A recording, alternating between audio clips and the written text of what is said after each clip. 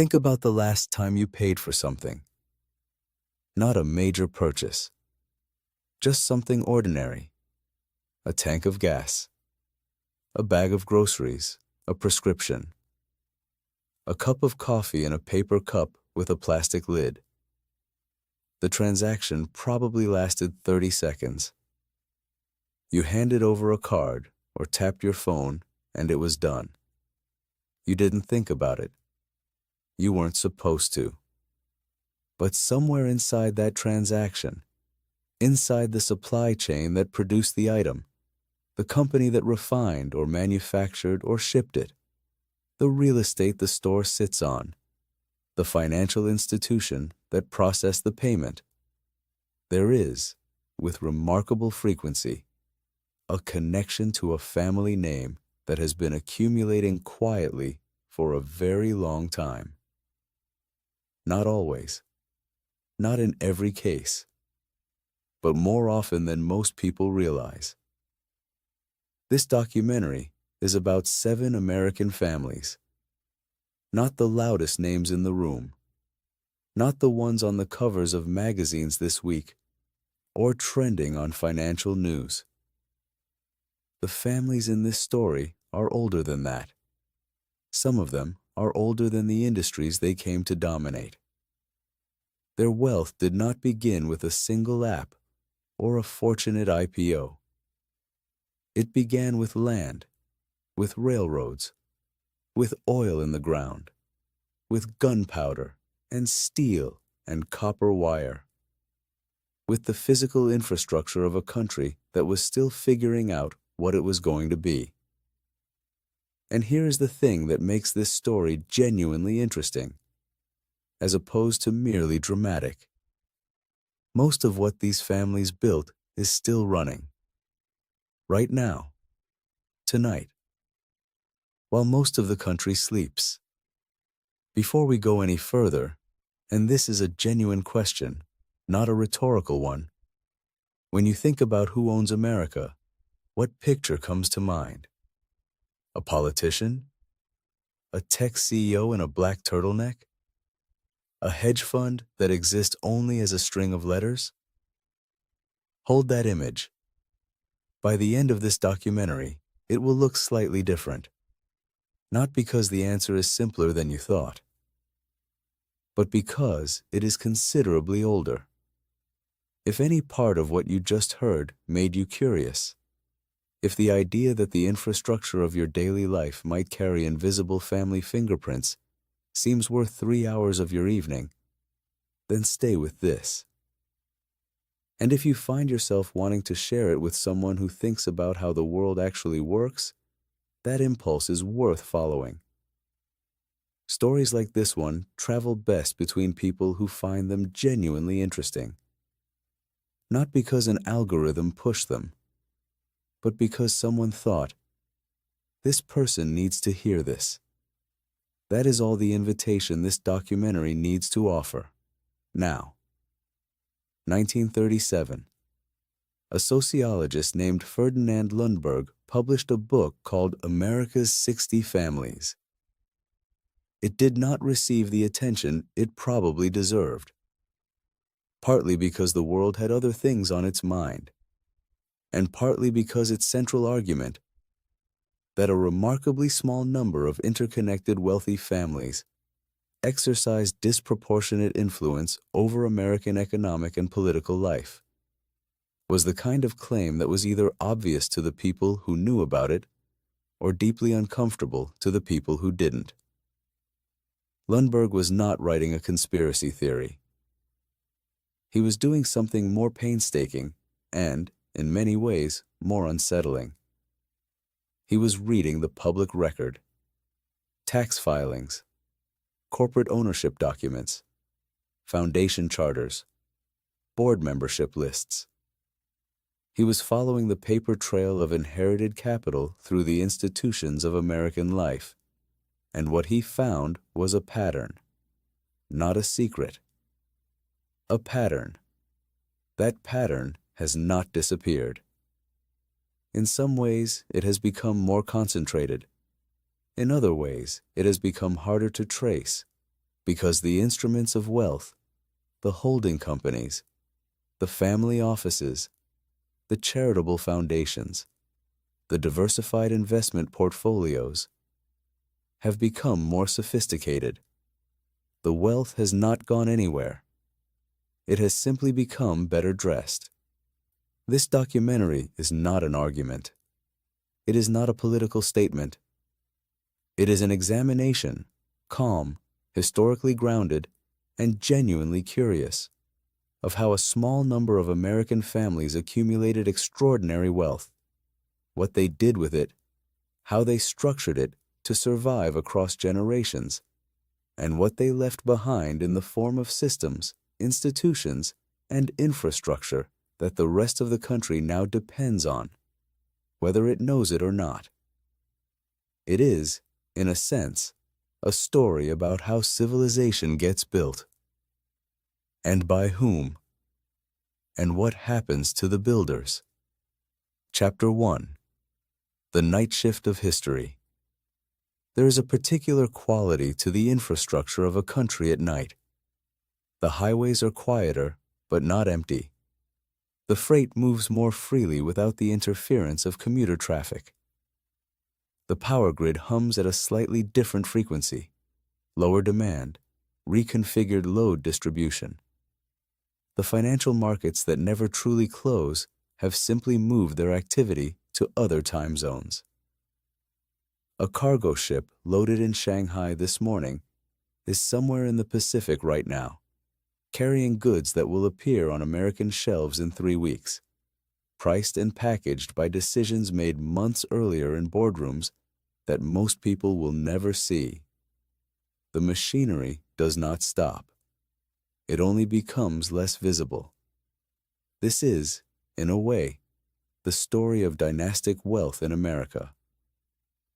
The great industrial fortunes of the 19th and early 20th centuries were loud when they were being built. They were impossible to ignore. The steel mills ran 24 hours. The oil refineries lit up the horizon.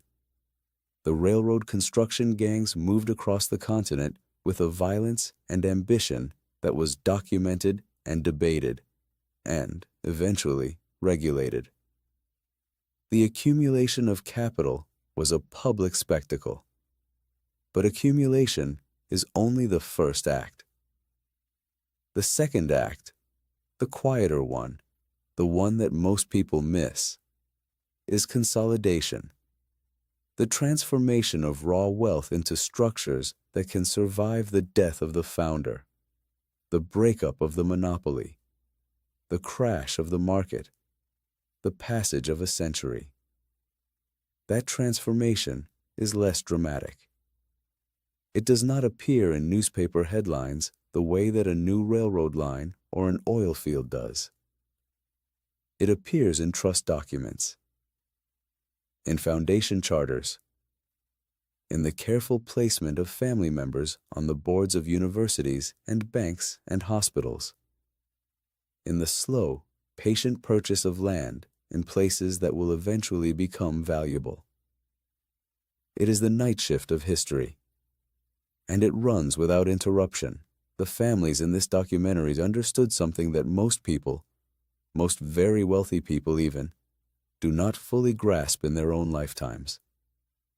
They understood that wealth in a single form is fragile. A great fortune in oil is only as safe as the price of oil, the political stability of the regions where it is extracted, and the regulatory appetite of the government that oversees it.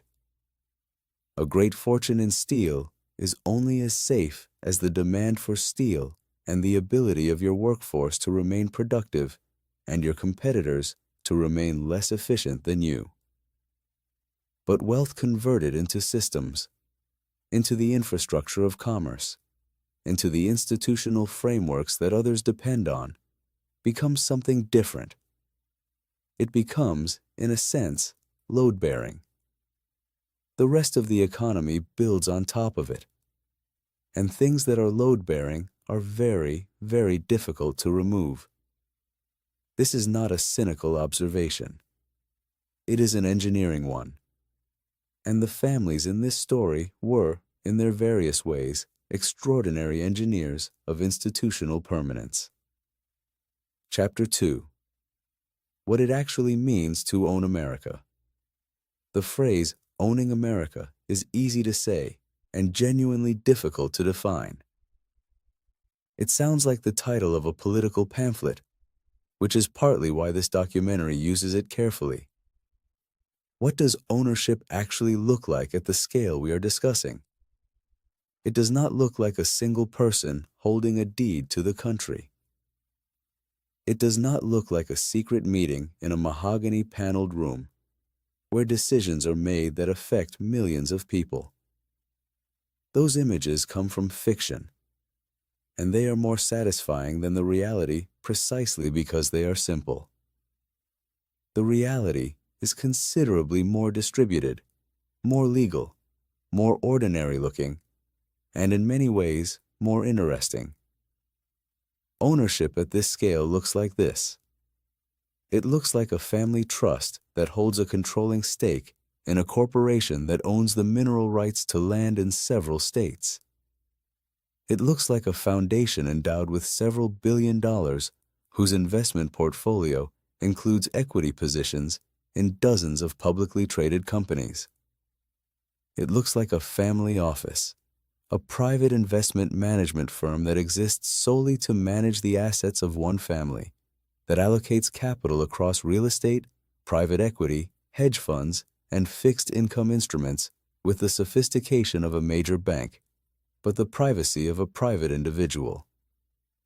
It looks like a university library with a family name on it, whose endowment was seeded by a donation that came with certain quiet expectations about how the institution would develop. It looks, in short, like infrastructure. And infrastructure is powerful not because it announces itself, but because it does not. The distinction between old money and new money is real, but it is often misunderstood. The popular version of the distinction is about manners or taste or how loudly someone wears their wealth. That version is superficial. The deeper distinction is structural. New wealth is typically concentrated in a single asset or a small number of assets. If you made your money in a technology company, your wealth is largely that company's stock. That is an extraordinary and precarious position. It is extraordinary because the upside can be enormous. It is precarious because a single regulatory decision, a market correction, a product failure, or a shift in consumer behavior can reduce that concentrated position dramatically. Old wealth, generational wealth that has survived multiple economic cycles across many decades, tends to be radically diversified, not by chance, but by deliberate strategy developed across generations. The Rockefellers, after the dissolution of Standard Oil in 1911, did not find themselves holding worthless paper. They found themselves holding equity in 34 successor companies, most of which became profitable and eventually enormous in their own right. The breakup of the monopoly was, paradoxically, one of the best things that ever happened to the Rockefeller family fortune. That is what institutional sophistication looks like. Not holding on to a single powerful position, but building a structure that generates wealth across many positions simultaneously, such that no single failure can be catastrophic. The other thing that distinguishes old money from new money, and this is perhaps the least discussed distinction, is time preference. New wealth is, almost by definition, made quickly, and the people who make it often think in relatively compressed timescales. They think in terms of quarters, or years, or at most decades. Old wealth thinks in generations. The strategies that make sense when your planning horizon is 3 generations look completely different from the strategies that make sense when your planning horizon is 3 years. This matters because it changes everything about how the money behaves. A family that is thinking in generations can afford to invest in assets, land, institutions, long-term infrastructure projects, endowments that will not show a return for 20 or 30 years. A family that is thinking in quarters cannot. The families in this documentary are, without exception, families that learn to think in generations. Sometimes the lesson was painful. Sometimes it came from watching other wealthy families fail to learn it and lose everything they had. But in each case, the families that survived did so because someone, somewhere in the lineage, made the decision to build for permanence rather than proximity. Now, with that framework in mind, let us begin with the family that, more than any other, defines what American dynastic wealth looks like at its most complete and consequential. Chapter 3. The Rockefeller Standard. In 1870, a 30-year-old man named John Davison Rockefeller incorporated the Standard Oil Company of Ohio with a group of partners in Cleveland. He had been in the oil business for several years by then, having entered it during the early chaos of the Pennsylvania oil rush in the early 1860s. He was already, by the standards of the day, a successful businessman. But the creation of Standard Oil was not simply the next step in a business career. It was the beginning of something that had no real precedent in American economic history. Within a decade, Standard Oil controlled approximately 90% of the oil refining capacity in the United States. Within 2 decades, it controlled the pipelines, the tank cars, the storage facilities, and the distribution networks that moved oil from the ground to the consumer. It was not simply a large company. It was, in the words of journalist Ida Tarbell, who spent years investigating it for McClure's magazine and produced one of the most consequential pieces of investigative journalism in American history, a machine. A self-replicating, self-protecting, self-expanding machine. The methods Rockefeller used to build Standard Oil are well documented, and they were not always gentle. He negotiated secret rebate agreements with the railroads that gave Standard Oil dramatically lower shipping rates than its competitors could obtain. He used those cost advantages to price competitors out of the market, then offered to buy them out, often at rates that, given the alternative, they could not refuse. He was, by temperament, neither cruel nor aggressive in the theatrical sense. He was methodical. He was patient. And he was, his contemporaries uniformly agreed, the most capable businessman any of them had ever encountered. By the time the United States Supreme Court ordered the dissolution of Standard Oil in 1911, the company had been the subject of a decade of investigation, legislation, and legal battle. The dissolution was presented, and was broadly understood, as a victory for the progressive reform movement, a demonstration that American law could constrain even the largest concentrations of private economic power. It was not wrong exactly, but it was incomplete. What the dissolution actually produced was not the destruction of the Rockefeller fortune. It produced the fragmentation of a single enormous company into 34 successor companies, the most prominent of which would eventually become Exxon, Mobil, Chevron, Amoco, and several others. John D. Rockefeller, as the majority shareholder in Standard Oil, received shares in all 34 successor companies. His net worth, by most historical estimates, actually increased substantially in the years following the dissolution, as the successor companies, freed from the regulatory attention that had focused on the parent, prospered and grew. He was, at the time of his death in 1937, at the age of 97, the wealthiest private individual in American history in inflation-adjusted terms. Some estimates place his peak wealth at somewhere between 1 and 2% of the entire United States economy. For comparison, the wealthiest individuals in America today control, at their peaks, something closer to 1/5 of 1%. Rockefeller was, by this measure, in a category that has not been approached since.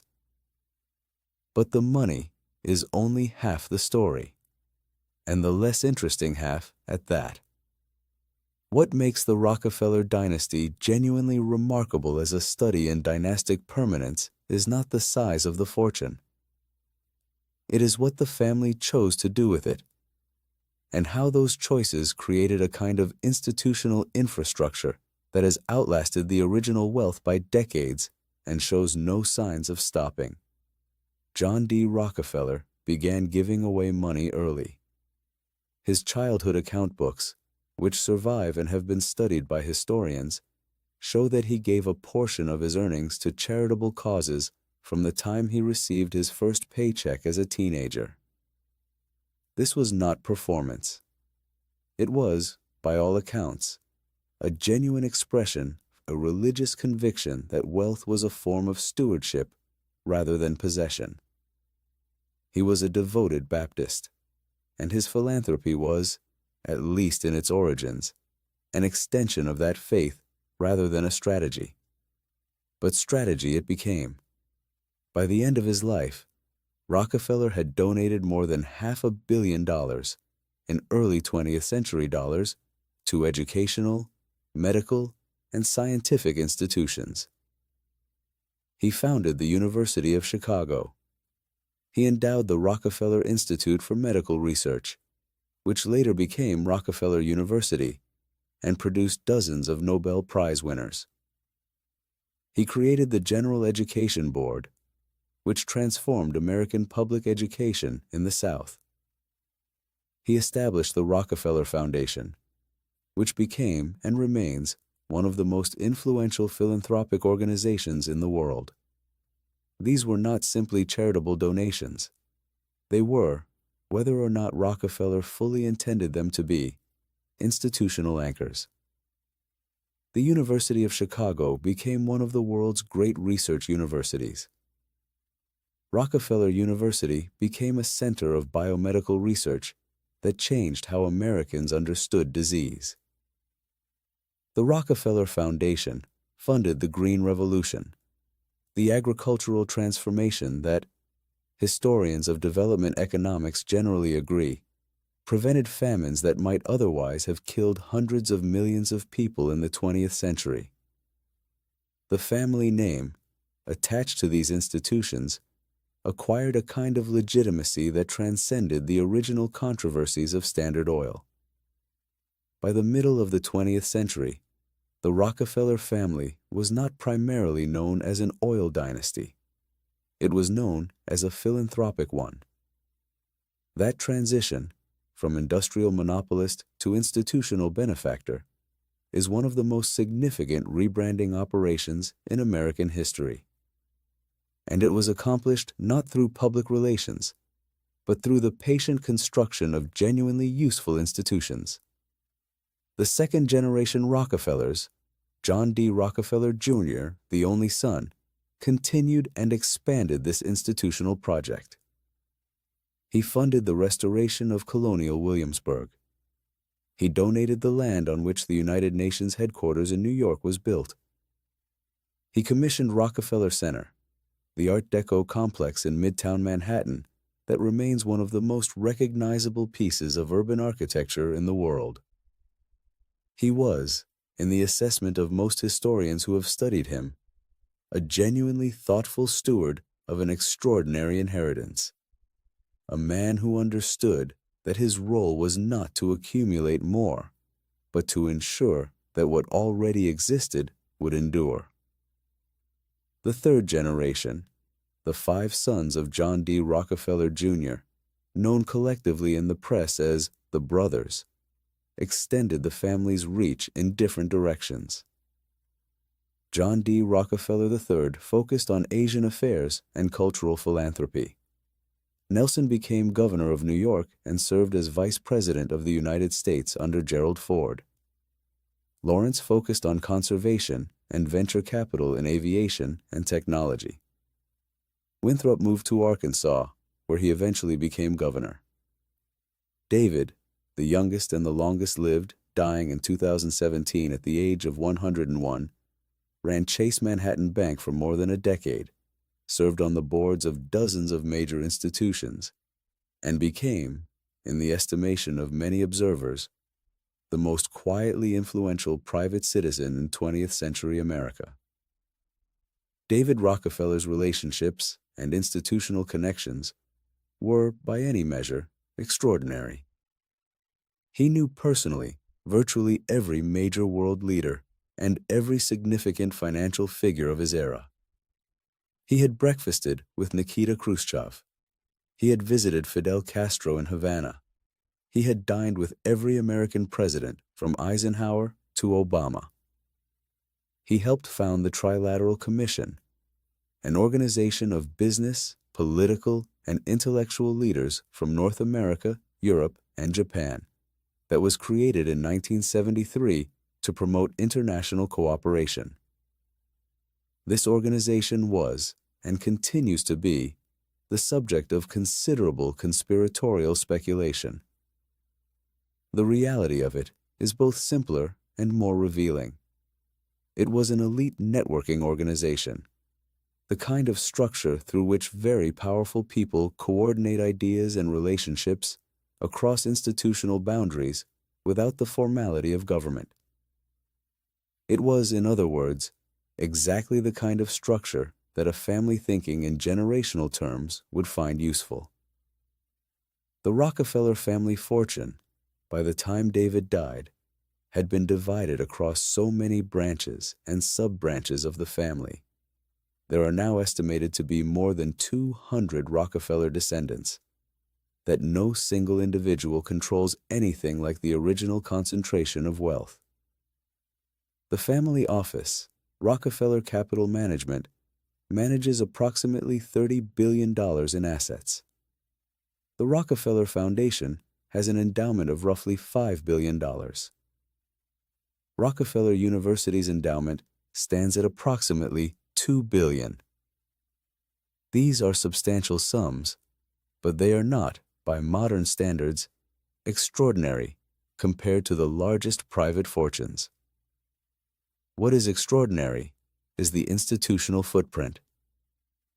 The University of Chicago, Rockefeller University, the Rockefeller Foundation, Rockefeller Center, the Museum of Modern Art, co-founded by Abby Aldrich Rockefeller, Colonial Williamsburg, the land under the United Nations. These things are not going anywhere. They are, in the most literal sense, the infrastructure of American cultural, intellectual, and diplomatic life. And they carry, embedded in their names and their governance documents and their founding histories, the fingerprints of a single family from Cleveland that understood, 150 years ago, that the most durable form of power is the kind that becomes load-bearing. The Rockefellers set the standard, not just for wealth, for the architecture of dynastic permanence. Every family in this documentary has, in one way or another, operated in the space that the Rockefellers defined. Chapter 4: Land as Legacy. The Astor Fortune. There is a building at 350 Fifth Avenue in New York City that most people know by a different name: the Empire State Building. It occupies a full city block in Midtown Manhattan, on land that was once the site of the original Waldorf Astoria Hotel, which was itself built on land that was once, much earlier, in the mid-19th century, the country estate of the Astor family. This is not a coincidence of geography. It is a direct line of descent. The Astor family accumulated Manhattan real estate in the early and middle years of the 19th century, with a consistency and patience that their contemporaries found either admirable or alarming, depending on their perspective. By the time of William Backhouse Astor Sr., the son of the dynasty's founder, John Jacob Astor, the family owned more Manhattan real estate than any other single entity. They were, in the plainest possible sense, the landlords of a significant portion, what would become the most valuable urban real estate market in the world. The story begins, as so many American fortunes do, with someone who had nothing. John Jacob Astor was born in 1763 in Waldorf, a small village in what is now Germany. He arrived in New York in 1784 with a small amount of capital and an almost predatory commercial instinct. His first significant business was the fur trade, specifically the trade in beaver pelts, which were in enormous demand in Europe for the manufacture of felt hats. Astor built a fur trading network that extended from New York to the Great Lakes to the Pacific Northwest, and across the Pacific to China, where American fur could be exchanged for Chinese goods, silks, teas, porcelain, that were then sold in American and European markets. He founded the Pacific Fur Company and established a trading post at the mouth of the Columbia River in what is now Oregon, which he named Astoria. At its peak, the American Fur Company, which Astor reorganized and dominated, was one of the largest private commercial enterprises in North America. It was, in the assessment of historian John Dennis Hager, not simply a trading company, but a near monopoly over an entire continental commercial system, one that connected Native American hunters, wilderness traders, transatlantic shipping, and Asian commerce in a single integrated operation. Astor was a brilliant commercial strategist, but he was also, and this is the key to understanding the dynasty he built, a patient and systematic accumulator of land. Beginning in the first decade of the 19th century, he began using the profits from his fur trading operations to purchase Manhattan real estate. He did this with a clarity of vision that was remarkable given how undeveloped most of Manhattan was at the time. He purchased farms and lots in what were then the rural outskirts of the city, above what is now Canal Street, in neighborhoods that most New Yorkers of the period considered remote and unpromising. He was, in the estimation of his contemporaries and historians alike, buying land not for what it was, but for what it would become. And he was right. The city grew north as he expected it to. Land he purchased for hundreds of dollars became worth tens of thousands. Lots he acquired for a few $1,000s became worth hundreds of thousands. By the time of his death in 1848, John Jacob Astor was the wealthiest man in America, with an estate estimated at $20 million, roughly equivalent, in terms of the proportion of national wealth it represented, to somewhere between $100 and $200 billion today. He left behind an observation that has been quoted many times since, because it captures so precisely the logic of his strategy. Could I begin life again, knowing what I now know, and had money to invest, I would buy every foot of land on the island of Manhattan. He meant it literally. What he actually left behind was a fortune that, had the family managed it with the same discipline Astor himself had applied, might have compounded into something almost incomprehensible. Manhattan real estate, held from the 1820s through the present day, would have produced returns that strain ordinary arithmetic. The Astor family did not, in the end, hold everything. The fortune was divided across generations, and the second and third generations spent with considerably more enthusiasm than they accumulated. The Astor Mansions on Fifth Avenue at Newport, Rhode Island, in the English countryside, were monuments to expenditure as much as to wealth. The family became famous in the Gilded Age for precisely the kind of conspicuous display that the Rockefellers conspicuously avoided. And yet, even with all of that spending, even with the division of the estate across branches and sub-branches of the family, the underlying asset, Manhattan real estate, retained and grew its value in ways that meant the Astor fortune, while diminished from its theoretical maximum, never disappeared entirely. The most famous Astor of the 20th century is almost certainly John Jacob Astor IV, who died aboard the Titanic in April of 1912. He was the richest person on the ship and one of the wealthiest men in America at the time. His estate at death was estimated at $87 million. He was 47 years old. He left behind a pregnant wife who survived, and a son who was born 5 months later, and who inherited, along with a great deal of money, a family name that would continue to appear on New York hotels, institutions, and real estate developments for decades.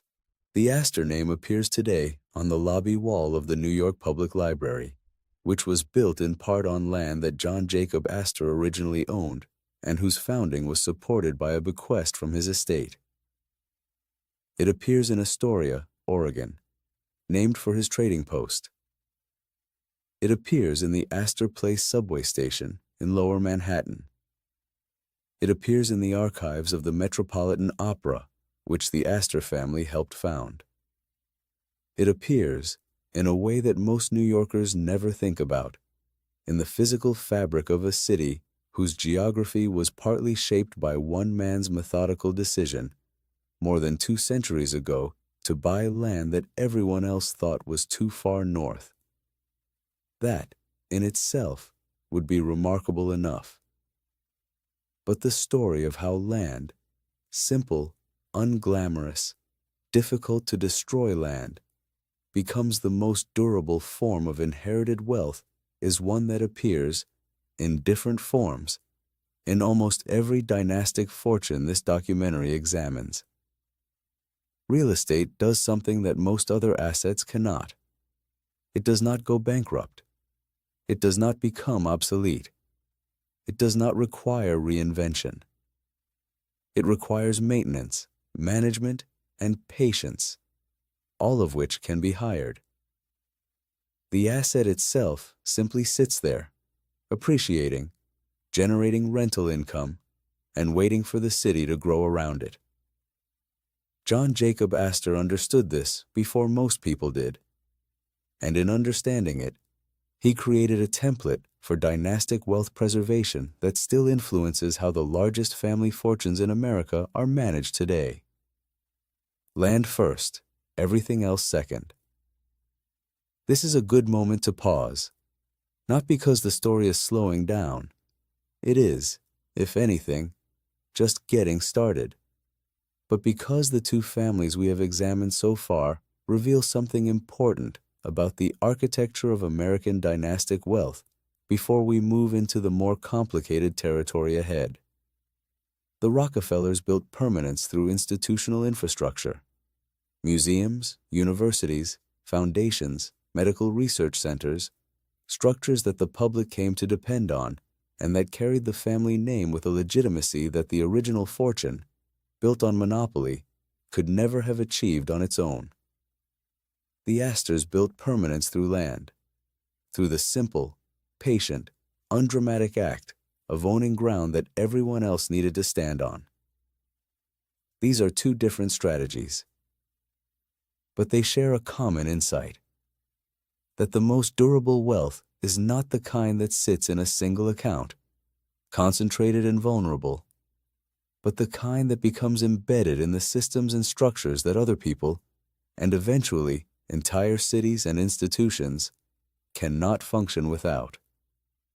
It was loud, brutal, and extraordinary. And the families who captured it set in motion consequences that are still unfolding. There is a particular kind of silence that settles over an old industrial city at night. Not the silence of emptiness exactly, more like the silence of something that used to roar. Pittsburgh knows this silence. So does Gary, Indiana. So does Bethlehem, Pennsylvania, where the last blast furnace at Bethlehem Steel went cold in 1995 after operating continuously for nearly a century. The buildings are still there, many of them. The bones of the infrastructure remain, but the sound, the deep, constant, almost geological sound of molten metal being poured and shaped and moved, that sound is gone. What is not gone is the wealth it produced. That is the thing about industrial fortunes at the scale we are discussing. The industry can decline, the factories can close, the workforce can scatter, and the wealth, properly structured, properly diversified, properly converted from raw industrial capital into institutional permanence, survives. It survives in foundations and universities and family offices and diversified investment portfolios and endowed chairs at business schools that train the next generation of people who will manage money that traces its origin, sometimes at 5 or 6 removes, back to a blast furnace in western Pennsylvania or a railroad terminal in New York. The families in this part of the story were builders in the most literal sense. They did not build abstractions. They built things you could touch, rails you could run your hand along, steel beams you could feel the weight of, bridges and terminals and tunnels and pipelines that moved physical objects, coal, oil, grain, people, across a continent that was, in the middle of the 19th century, in the process of being connected for the first time. That connection, the physical knitting together of the American continent through rail and steel and industrial infrastructure, is one of the most consequential engineering projects in human history. And a remarkable amount of the private wealth it generated ended up in the hands of a very small number of families. 3 of them are worth examining in particular detail, not because they are the only ones, but because they are the most instructive, both in what they built and in how differently their stories ended. Number 5. Carnegie's contradiction. Andrew Carnegie arrived in the United States from Scotland in 1848 at the age of 12. His father was a handloom weaver whose trade had been destroyed by the introduction of power looms. The family had nothing. They settled in Allegheny, Pennsylvania, across the river from Pittsburgh, and Andrew went to work almost immediately, first as a bobbin boy in a cotton factory, then as a telegraph messenger, then as a telegraph operator. Then, through a series of connections and promotions that reflected both genuine ability and a remarkable talent for making himself indispensable to powerful men, as the personal secretary and assistant to Thomas Scott, the superintendent of the Pennsylvania Railroad's Western Division. This last position was the hinge of Carnegie's life. Working for the Pennsylvania Railroad in the 1850s was, for a young man of ability and ambition, something like working for the most sophisticated commercial organization in the world. The railroad was not simply a transportation company. It was an administrative and logistical machine of unprecedented complexity. The first truly large-scale American corporation, the organization that invented, out of necessity, the management structures and accounting systems that would later become standard across American industry. Carnegie learned those systems from the inside, and what he learned shaped everything he subsequently built. He also learned, working for Scott, how to invest. Scott guided him toward his first significant investment, a stake in the Woodruff Sleeping Car Company, which held patents on the first practical sleeping car for railroad passengers.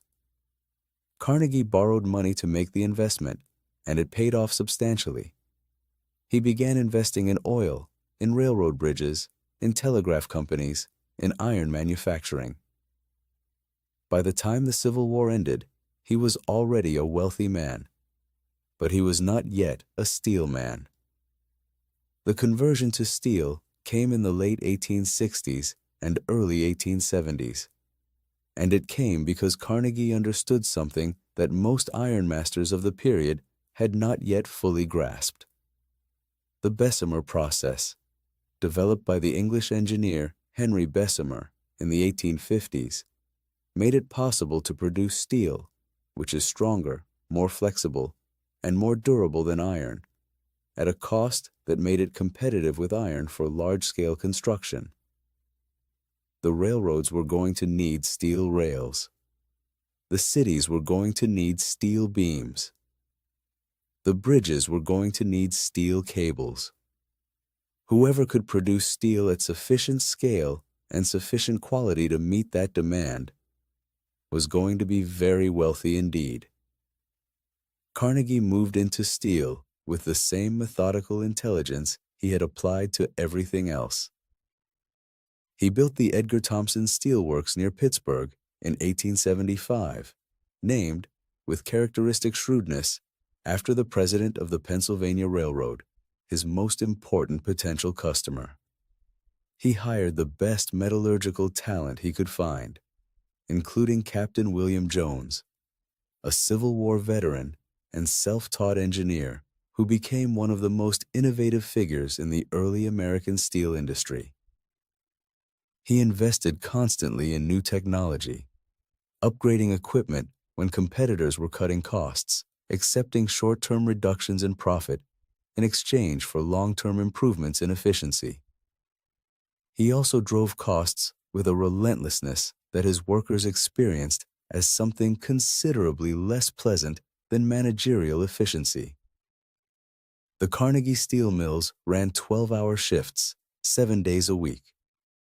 The workforce was largely immigrant: Poles, Hungarians, Slavs, Italians, men who had few alternatives and limited leverage.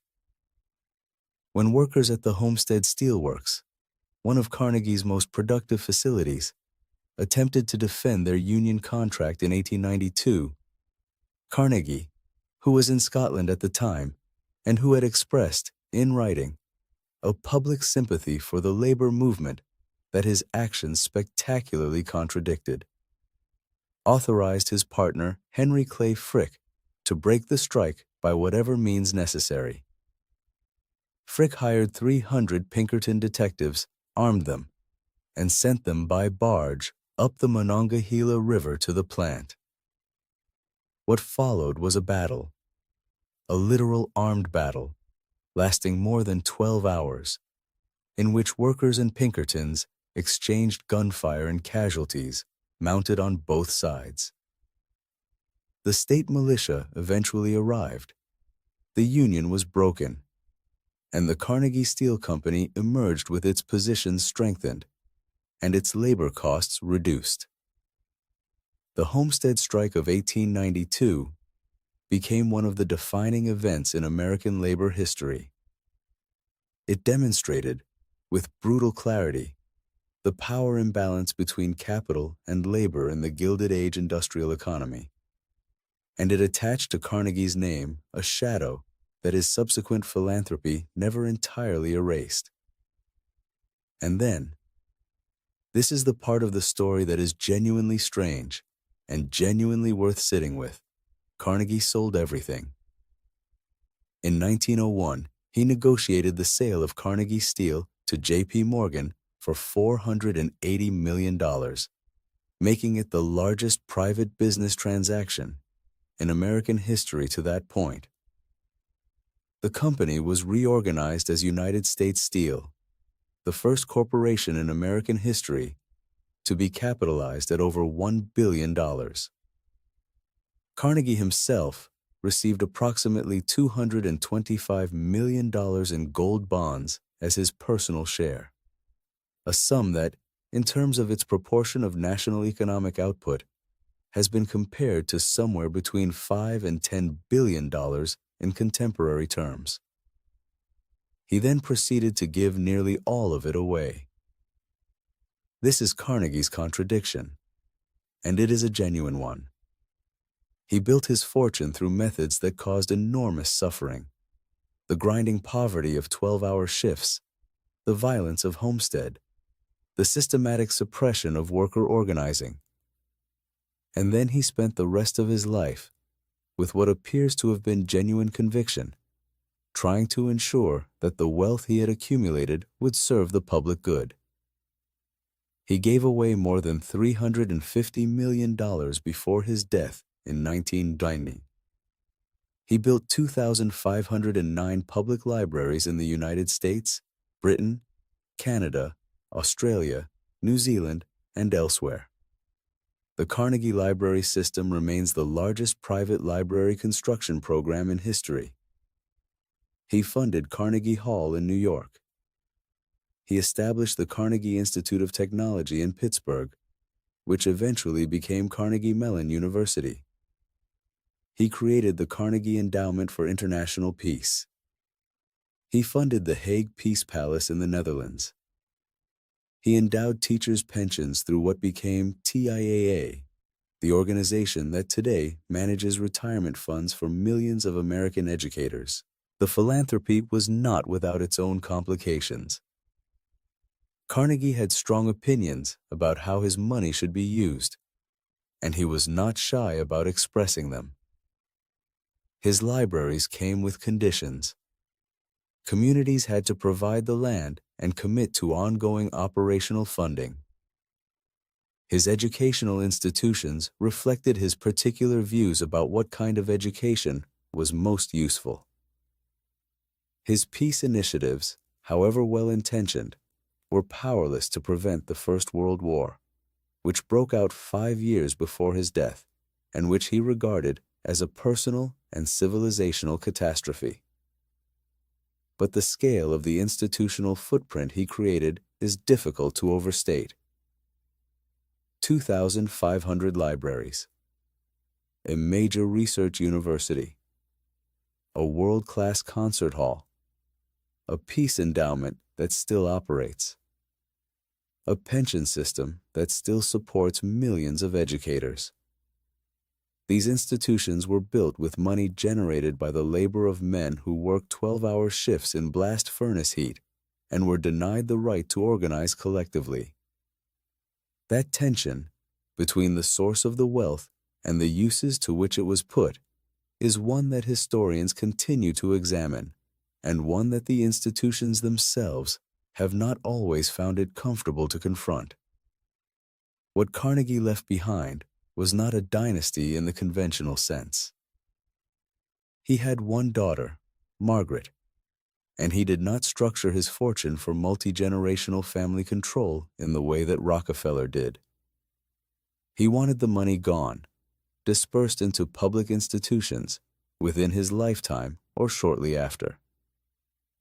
In this sense, Carnegie was an exception to the pattern this documentary is tracing, a man who deliberately chose institutional legacy over dynastic continuity. But the institutions he created are part of the same story. Carnegie Mellon University, with an endowment of nearly $10 billion, is one of the world's leading research institutions in computer science, engineering, and artificial intelligence. The Carnegie Corporation of New York, established in 1911, manages assets of approximately $4 billion and continues to fund education, democracy, and international peace initiatives. Carnegie Hall remains one of the most prestigious concert venues in the world. The wealth has not been held by a family. It has been held by institutions. And institutions, as the Rockefellers demonstrated from a different angle, can be more durable than families. They do not die. They do not divorce. They do not make bad investments in a moment of personal weakness. They persist governed by charters and bylaws and endowments, carrying forward the purposes and the names of the people who created them. Carnegie understood this, perhaps more clearly than any other figure in this documentary. He did not want his family to be rich. He wanted his name to mean something. And by that measure, it is difficult to argue that he failed. Chapter 6. The Vanderbilt Machine. The story of the Vanderbilt fortune is, in one sense, the most dramatic in American dynastic history.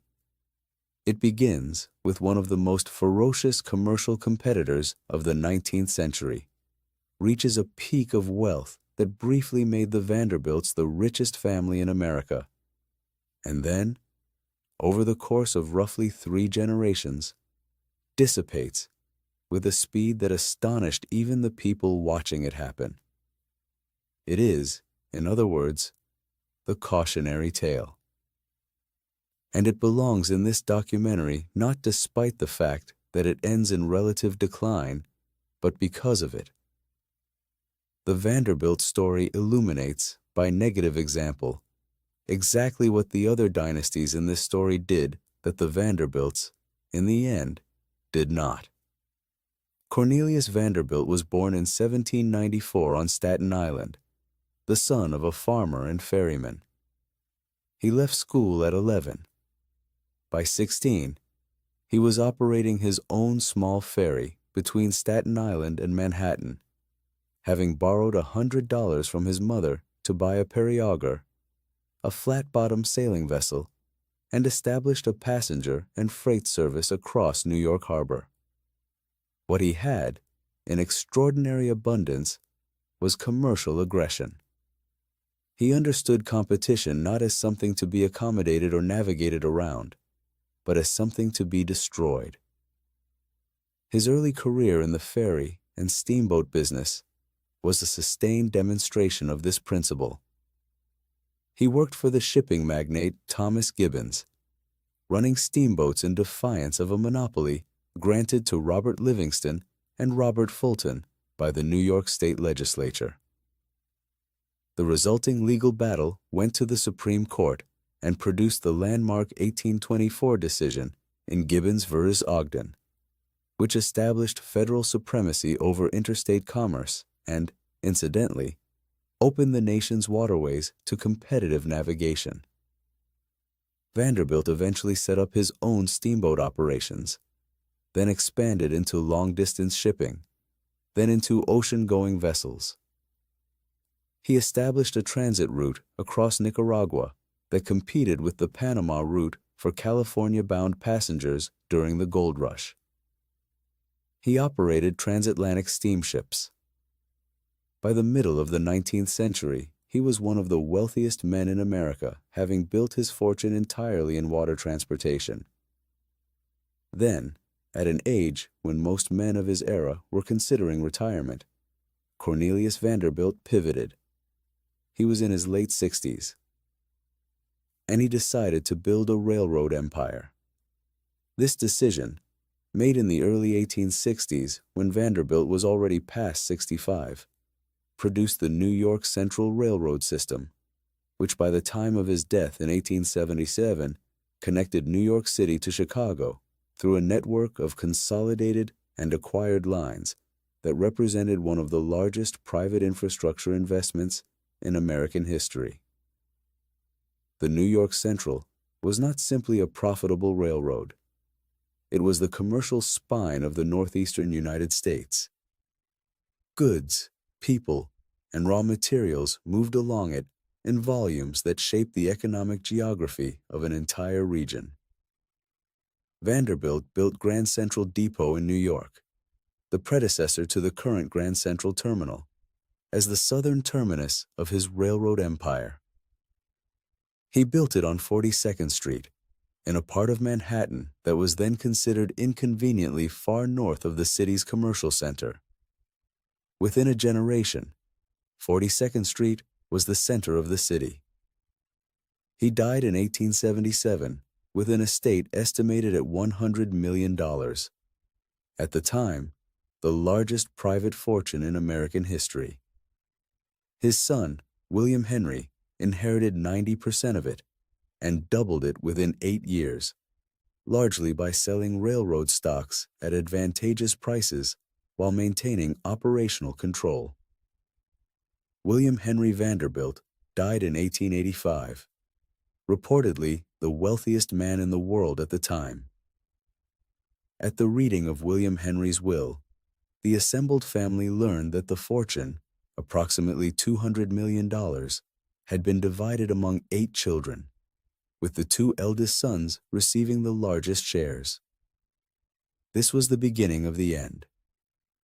Not because the children were foolish exactly, but because the mathematics of dynastic wealth division are merciless. A fortune divided among 8 children, each of whom would go on to have their own children, who would divide their inheritances further, while simultaneously spending at the rate that the Vanderbilt social positions seemed to require. The Newport cottages, the Fifth Avenue mansions, the European travels, the private railway cars, the formal balls that set the social standard for Gilded Age New York, could not maintain its concentration. The Vanderbilts built mansions of a scale and grandeur that remain astonishing even today. The Breakers, in Newport, Rhode Island, built by Cornelius Vanderbilt II in 1895, has 70 rooms and was designed by the architect Richard Morris Hunt as a summer cottage. Marble House, also in Newport, cost $11 million to build in 1892, at a time when $11 million was an almost surreal sum of private expenditure. Biltmore, the Vanderbilt estate in Asheville, North Carolina, built by George Washington Vanderbilt II and still the largest privately owned house in the United States, has 250 rooms and covers 8,000 acres. These buildings were monuments to wealth. They were also monuments to spending. And spending, unlike investing, compounds in only one direction. In 1973, a gathering of Vanderbilt descendants at Vanderbilt University, founded, with an irony that was not lost on observers, by the family patriarch's donation, revealed that not a single attendee was a millionaire. A family that had been, a century earlier, the wealthiest in America had, by the assessment of the journalist and Vanderbilt descendant Arthur T. Vanderbilt II, who researched and wrote about the occasion, entirely dissipated its fortune. This is not quite accurate in all details. Some branches of the family retained substantial assets into the late 20th century, but the general trajectory is correct and remarkable. The Vanderbilt fortune, which at its peak represented a larger share of American national wealth than any comparable fortune today, was substantially gone within 3 generations. Why? The answer is not simply that the Vanderbilts spent too much, though they did spend an extraordinary amount. The deeper answer is structural. The Vanderbilts did not build institutions. They built houses. The houses were spectacular, and some of them, the Breakers, Biltmore, survive as museums and tourist destinations, paying homage to a wealth that no longer exists in the family that commissioned them. But houses are not institutions. They do not generate endowments. They do not carry governance structures that compel ongoing investment. They do not attach the family name to purposes that the public finds valuable and wishes to sustain. The Vanderbilts also did not, with any consistency, convert their wealth into the kind of diversified, institutionally managed holdings that would have allowed it to compound across generations independent of the spending habits of individual family members. The money was in railroad stocks and bonds, and as the railroad industry matured and competition intensified, and regulation arrived. Those assets declined in relative value even as the family continued spending as if they had not. The contrast with the Rockefellers is instructive, and it was not lost on the financial historians who studied both families. Rockefeller diversified. He institutionalized. He created structures, the family office, the foundation, the university, that managed the wealth with a discipline and a time horizon that no individual family member could maintain alone. The Vanderbilts, despite their staggering early advantage, did none of these things with any consistency. What they left behind was architecture. The legacy of the Vanderbilt family in America is, in a very literal sense, a collection of buildings. Beautiful, extraordinary, historically significant buildings that now belong to universities and preservation societies and the National Trust for Historic Preservation, rather than to any Vanderbilt. And yet, the railroad they built is still running. The New York Central became Penn Central, which became Amtrak's Northeast Corridor, which carries more than 12 million passengers a year between Washington and Boston. Grand Central Terminal, rebuilt and expanded in the early 20th century into one of the most magnificent public spaces in the world, handles approximately 22 million visitors a year and serves as the hub of the Metro-North Commuter Railroad system. Cornelius Vanderbilt's infrastructure outlasted Cornelius Vanderbilt's money. The rails he laid and the terminals he built became public infrastructure, absorbed into the systems of the modern state, still moving people and goods along corridors he defined 150 years ago. That, in the end, is a kind of legacy. Not the kind the Commodore planned, but a durable one nonetheless. Chapter 7. The Mellon Empire, Banking, Aluminum, and Government Pittsburgh. At the turn of the 20th century, was the most productive industrial city in the world. Its steel mills produced more steel than the entire country of Great Britain. Its glass factories, its coke ovens, its aluminum smelters, its oil refineries. The city sat at the intersection of coal, waterways, and railroad connections that made it, for a critical period in American industrial history, the manufacturing capital of the continent. Most of the money that flowed through Pittsburgh flowed, at some point, through a bank. And for a significant portion of Pittsburgh's industrial history, the bank it flowed through was the Mellon Bank, owned and controlled by the Mellon family. Thomas Mellon was a Scots-Irish immigrant who arrived in western Pennsylvania as a child in 1818. He became a lawyer, then a judge, and in 1869, at the age of 55, he opened T. Mellon and Sons Bank in Pittsburgh with his sons as partners. He was, by all accounts, an unusual banker, intellectually rigorous, deeply skeptical of sentimentality in business, and guided by a philosophy of self-reliance that he had absorbed. He later wrote, from reading Benjamin Franklin's autobiography as a boy.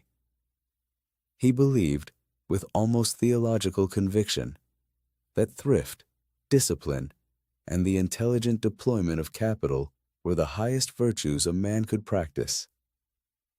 His son, Andrew William Mellon, took over management of the bank in 1882 and transformed it from a regional lending institution into something considerably more ambitious. Andrew Mellon had a gift for identifying industrial opportunities at precisely the right moment, not so early that the technology was unproven, and not so late that the market opportunity was crowded. His most consequential early investment was in aluminum. In the late 1880s, two young chemists, Charles Martin Hall in the United States and Paul Héroult in France, working independently and simultaneously, developed an electrolytic process for producing aluminum from bauxite ore at costs low enough to make the metal commercially viable. Before the Hall-Héroult process, aluminum was more expensive than silver and was used primarily for decorative objects. After it, aluminum could be produced at scale and used in industrial applications that had previously been impossible. Andrew Mellon recognized this almost immediately. He provided critical early financing to the Pittsburgh Reduction Company, later renamed the Aluminum Company of America, known as Alcoa, and in exchange received a substantial equity stake. For most of the next century, Alcoa was the dominant producer of aluminum in the United States, holding what was effectively a monopoly on domestic aluminum production, until a federal antitrust ruling in 1945 required it to open the market to competition. The Mellon family's stake in Alcoa made them fabulously wealthy. But Alcoa was only one investment among many. Andrew Mellon and his brother Richard, operating through T. Mellon & Sons and later through the Mellon National Bank, financed an extraordinary range of Pittsburgh area industrial enterprises: Gulf Oil, the Coppers Company, the Carborundum Company, the Union Trust Company. They were not operating companies in the sense that Carnegie or Rockefeller were. They were financiers and investors, providing capital to industrial ventures in exchange for equity stakes that they held and managed through the bank. This made the Mellon fortune qualitatively different from the Carnegie or Rockefeller fortunes.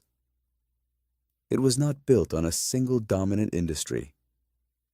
It was built on a portfolio, on the intelligent allocation of capital across multiple industries simultaneously, in a way that reduced the risk of any single industrial decline while amplifying the gains from a region's overall industrial growth. In practical terms, this meant that when the steel industry began to face challenges, the Mellons were not entirely dependent on steel. When oil prices fluctuated, Gulf Oil was one asset among many. The diversification was not the result of a sophisticated modern portfolio theory. That intellectual framework did not yet exist, but of a banker's instinctive understanding that concentration is risk and diversification is survival. The most extraordinary chapter of Andrew Mellon's career, however, was not in banking at all. In 1921, President Warren G. Harding appointed Andrew Mellon as Secretary of the Treasury. Mellon held that position under Harding, then under Calvin Coolidge, then under Herbert Hoover, serving for 11 years from 1921 to 1932, a tenure that made him, at the time, the longest-serving Treasury Secretary in American history since Albert Gallatin served under Jefferson and Madison. His influence over American economic policy during those 11 years was extraordinary. He was the principal architect of the Revenue Acts of 1921, 1922, 1924, 1928, 1926, and 1928, which dramatically reduced the top marginal income tax rate from 73% to 24% over the course of the decade. His theory, which he articulated in a 1924 book called Taxation, the People's Business, was that high marginal rates on income and capital gains induced wealthy individuals to move their money into tax-exempt securities rather than productive investments, reducing economic activity and, paradoxically, reducing tax revenues. Lower rates, he argued, would produce more economic activity, higher incomes, and ultimately higher total tax revenues. This argument, which has recurred in American political debate under various names ever since, was controversial in Mellon's time, and it remains contested among economists today. What is not contested is that the tax cuts of the 1920s substantially benefited the wealthiest Americans, including, critics pointed out, and Mellon acknowledged without particular embarrassment, Andrew Mellon himself. He was, at the time, one of the 3 or 4 wealthiest men in the United States. He was also the person setting national tax policy. This conflict of interest was noted and debated at the time, though it was not, under the legal and ethical standards of the era, considered disqualifying. When the stock market crashed in October 1929 and the Great Depression began to unfold, Mellon's influence waned rapidly. His prescription for the Depression, allow the liquidation of bad debts, let failing businesses fail, allow the economy to correct, was, as Herbert Hoover later wrote with considerable bitterness, the counsel of a man whose economic framework had been built for a different era. Mellon was removed from Treasury in 1932, appointed as ambassador to the United Kingdom, and effectively sidelined from economic policy. But the Mellon family's story did not end with Andrew's political decline. It continued in the form of one of the most extraordinary private art collections ever assembled in America. Andrew Mellon had been collecting European paintings and sculptures since the early 20th century, acquiring works from Russian imperial collections during the 1930s at prices reduced by Soviet desperation for foreign currency. By the time of his death in 1937, he had assembled a collection that included masterworks by Raphael, Titian, Rembrandt, Vermeer, Botticelli, and dozens of other European masters of the first rank. He donated the entire collection to the American people, along with an endowment to build a suitable museum to house it. That museum was the National Gallery of Art in Washington, D.C., which opened in 1941 on the National Mall and which has since become one of the most visited art museums in the world. Mellon's son Paul and daughter Elsa continued adding to the collection after his death, and the Mellon family's philanthropic involvement with the National Gallery continued for decades. The National Gallery is, today, a public institution funded by the federal government and by private donations. It holds more than 150,000 works of art. It is free to visit. It attracts millions of visitors from around the world each year. And it exists because a Pittsburgh banker who served as Treasury Secretary during one of the most turbulent decades in American economic history decided that the greatest use of a significant portion of his private fortune was to give Americans access to the best art in the world. Paul Mellon, Andrew's son, one of the most quietly distinguished philanthropists of the 20th century, extended the family's institutional reach further. He donated the Yale Center for British Art, which houses the largest collection of British art outside the United Kingdom. He gave substantially to the National Gallery of Art. He gave to environmental causes, to equestrian sports, to Virginia conservation. He was, by virtually all accounts, a man of genuine cultivation and genuine generosity, who wore his inheritance with unusual lightness and used it with unusual thoughtfulness. The Mellon family fortune, like the Rockefeller fortune, was never concentrated in a single dramatic asset.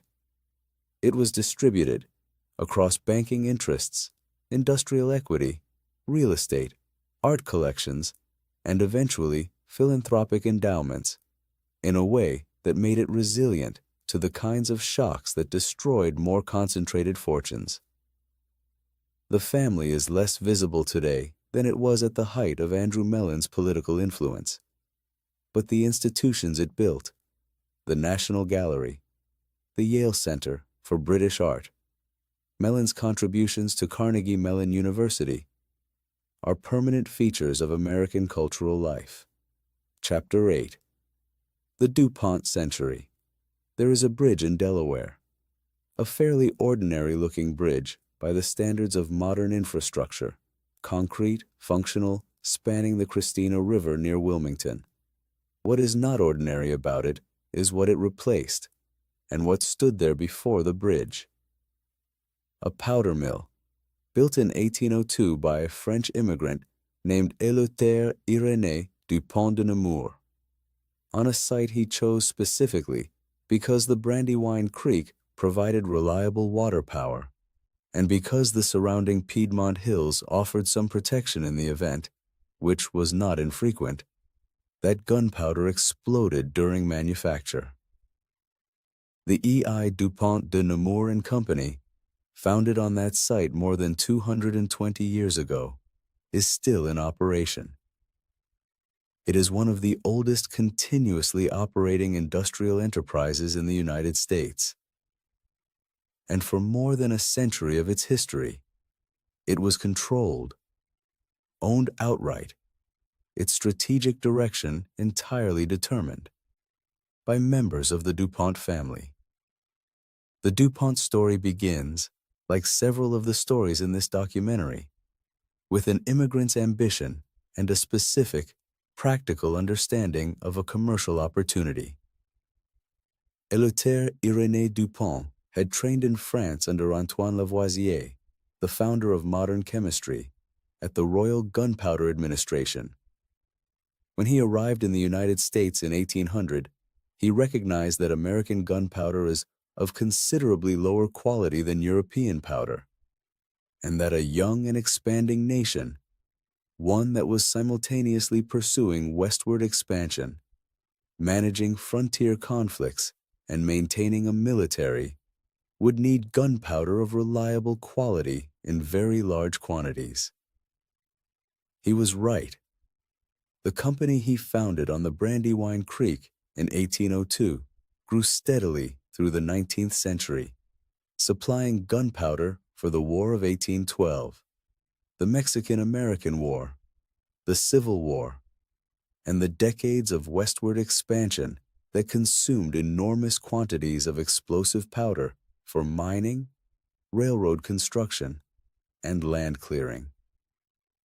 By the time of the Civil War, DuPont was supplying approximately half of all the gunpowder used by the Union Army.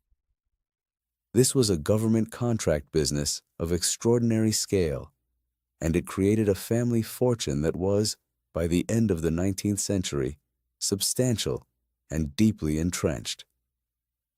The DuPont family lived on and near the Brandywine Creek in a cluster of estates that became known collectively as the Chateau Country, a stretch of northern Delaware that resembled, in its density of old family wealth and its cultivation of European aesthetic standards, nothing so much as an American approximation of an English landed gentry. The transformation of the DuPont Company from a gunpowder manufacturer into one of the largest and most diversified chemical companies in the world began in the first decade of the 20th century, when three cousins, Alfred Fursta Dupont, T. Coleman Dupont, and Pierre Samuel Dupont, purchased the company from aging family members who had been preparing to sell it to a competitor, and restructured it as a modern corporation with professional management, centralized accounting, and a research and development program. Pierre Dupont, in particular, was a managerial innovator of the first rank. The organizational structures he developed at DuPont, the multi-divisional corporate form, with semi-autonomous divisions reporting to a central management committee, became the template for the modern large corporation. When Pierre later became chairman of General Motors in the early 1920s, he applied the same organizational principles to the troubled automaker, and the resulting restructuring, carried out in collaboration with Alfred Sloan, transformed General Motors into the most powerful automobile company in the world. The DuPont Company's research laboratories, funded by profits from the explosives business and later from wartime contracts, produced an extraordinary sequence of synthetic materials in the 20th century. Nylon, developed in the 1930s and introduced to the public at the 1939 World's Fair, was the first fully synthetic fiber, and its commercial introduction transformed the textile industry and everyday American life. Neoprene, a synthetic rubber, was critical to American industrial production during the Second World War, when natural rubber from Southeast Asia was cut off by Japanese military expansion. Teflon, polytetrafluoroethylene, discovered accidentally by a DuPont chemist named Roy Plunkett in 1938, found its way into everything from non-stick cookware to aerospace applications. Kevlar, developed by DuPont chemist Stephanie Kwolek in 1965, became the material of choice for body armor and is credited with saving an uncountable number of lives. These materials are so thoroughly embedded in everyday American life that most people encounter them dozens of times a day without any awareness of their origin. The non-stick pan in the kitchen, the windshield wiper blades on the car, the synthetic fibers in clothing, the polymer coatings on electrical cables. The materials science of the modern world is, in substantial part, a product of laboratories funded by DuPont family capital and operated under DuPont corporate governance. The family's political involvement was also significant, particularly in the 1930s. Several senior DuPont family members were prominent opponents of Franklin Roosevelt's New Deal, and they were among the founders and primary funders of the American Liberty League, an organization established in 1934 to oppose what its members characterized as the New Deal's unconstitutional expansion of federal power. The Liberty League was, by most historical assessments, an organization of wealthy businessmen who disliked progressive taxation and labor regulation, which is to say, policies that would reduce the returns on their capital. This is not an unusual story. Wealthy families have always used their resources to influence political policy in directions favorable to their interests. What is worth noting about the DuPont case is the frankness with which it was done. The Liberty League did not pretend to be a grassroots organization. It was openly an organization of wealthy men opposing policies they found threatening. The Roosevelt administration, for its part, was equally frank in characterizing it as such. Roosevelt won. The New Deal proceeded. The DuPont family's political influence, while real, was insufficient to prevent the policy changes they opposed. This is a useful corrective to any simple narrative of omnipotent, dynastic control. The great families have always had to operate within political and social constraints that they could influence but not entirely determine.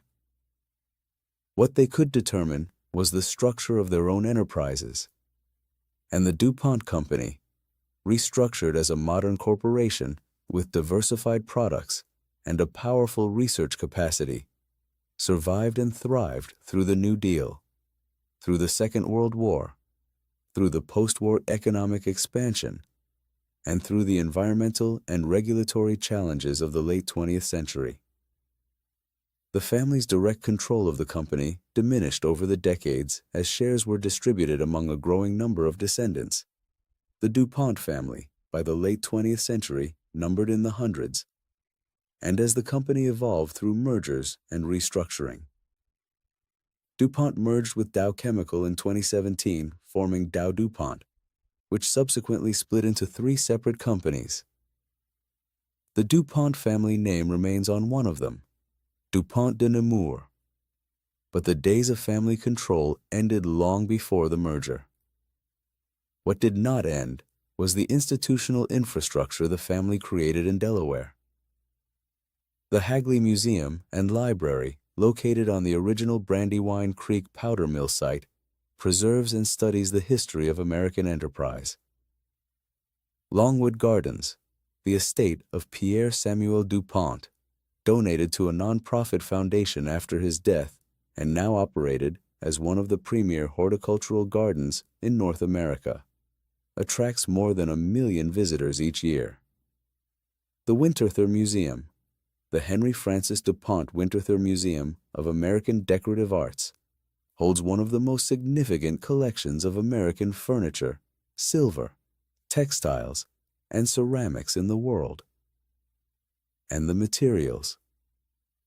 The nylon and Teflon and Kevlar and neoprene and dozens of other synthetic compounds that came out of DuPont laboratories are so thoroughly integrated into the fabric of everyday life that removing them would require dismantling not just products, but entire industrial systems. The DuPont family built a chemical empire, and the chemistry is everywhere. There is a pattern emerging, if you have been listening carefully.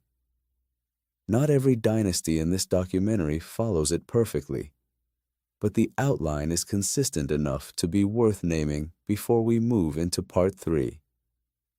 The families that endure, the ones that are still present in American institutional life a century or more after their founding fortunes were accumulated, share a set of characteristics that go beyond simply having more money than other people.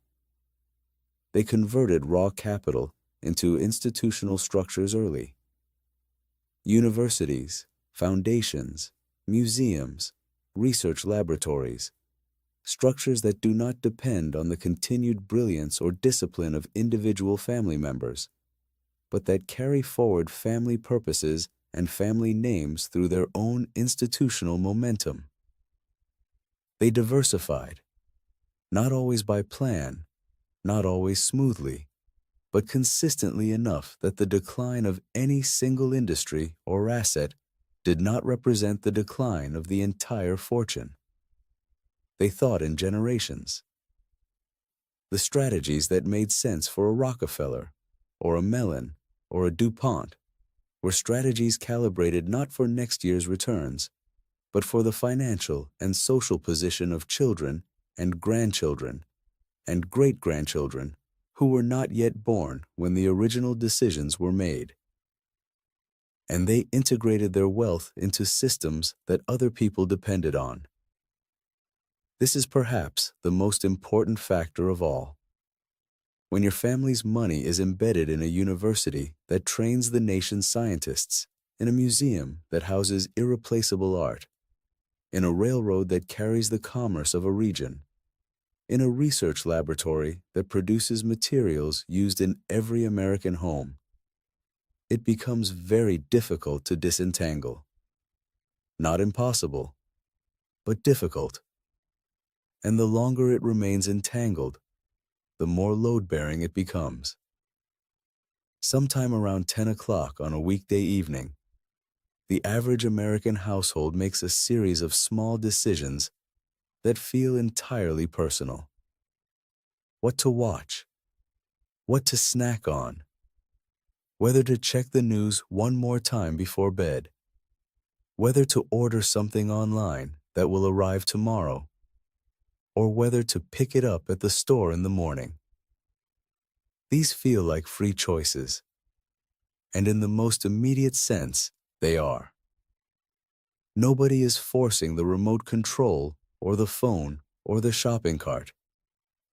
But the options inside those choices, the channels available, the products on the shelves, the prices that make some things feel affordable and others feel extravagant, the information environment in which opinions about the world are formed. Those options were not assembled by accident. They were assembled by decisions made in boardrooms and family offices and corporate headquarters over decades and, in some cases, over generations. The menu of choices available to an ordinary American household reflects, at least in part, the strategic decisions of a small number of families who understood that the most durable commercial position is not simply selling a product. It is shaping the environment in which products are sold. The families in this part of the documentary did not build railroads or refine oil or manufacture steel. They built something that, in the long run, may have been more consequential: the infrastructure of American commercial and cultural life.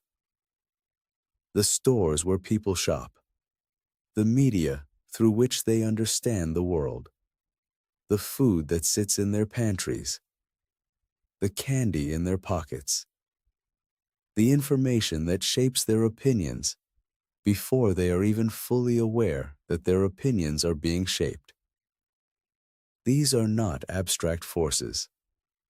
They are specific families, with specific histories, specific decisions, and specific consequences that are still unfolding. Chapter 9. The Hearst Complex.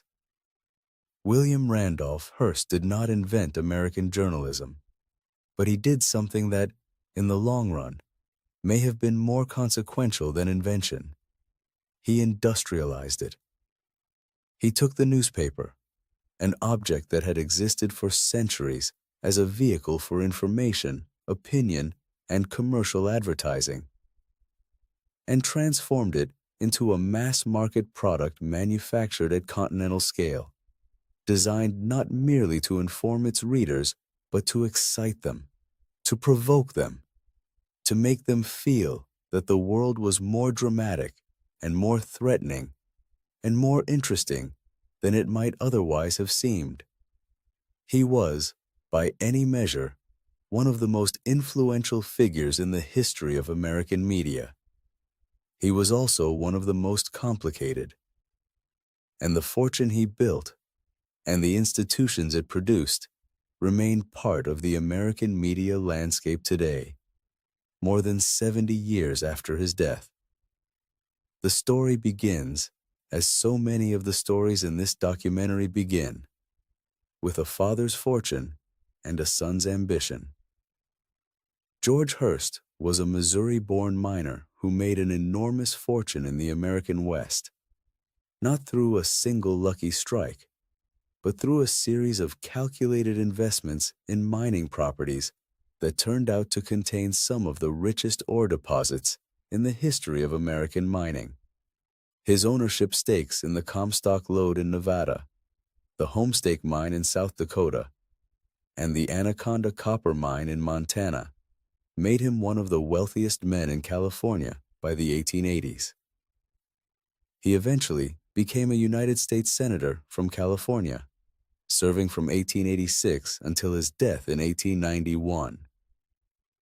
George Hearst was a practical man with practical appetites. He collected land, mining claims, and political connections. He was not particularly interested in newspapers, but in 1880, he acquired the San Francisco Examiner as part of a debt settlement, and he kept it running without much enthusiasm or attention for several years. His son, William Randolph, was interested in newspapers. Intensely, almost obsessively interested. He had studied at Harvard, briefly, before being expelled for an elaborate practical joke involving chamber pots delivered to his professors, and had worked at Joseph Pulitzer's New York World as a reporter, where he absorbed Pulitzer's model of aggressive, populist, sensation-driven journalism and decided he could do it better. In 1887, at the age of 23, William Randolph Hearst persuaded his father to give him control of the San Francisco Examiner. What followed was one of the most aggressive editorial campaigns in the history of American newspapers.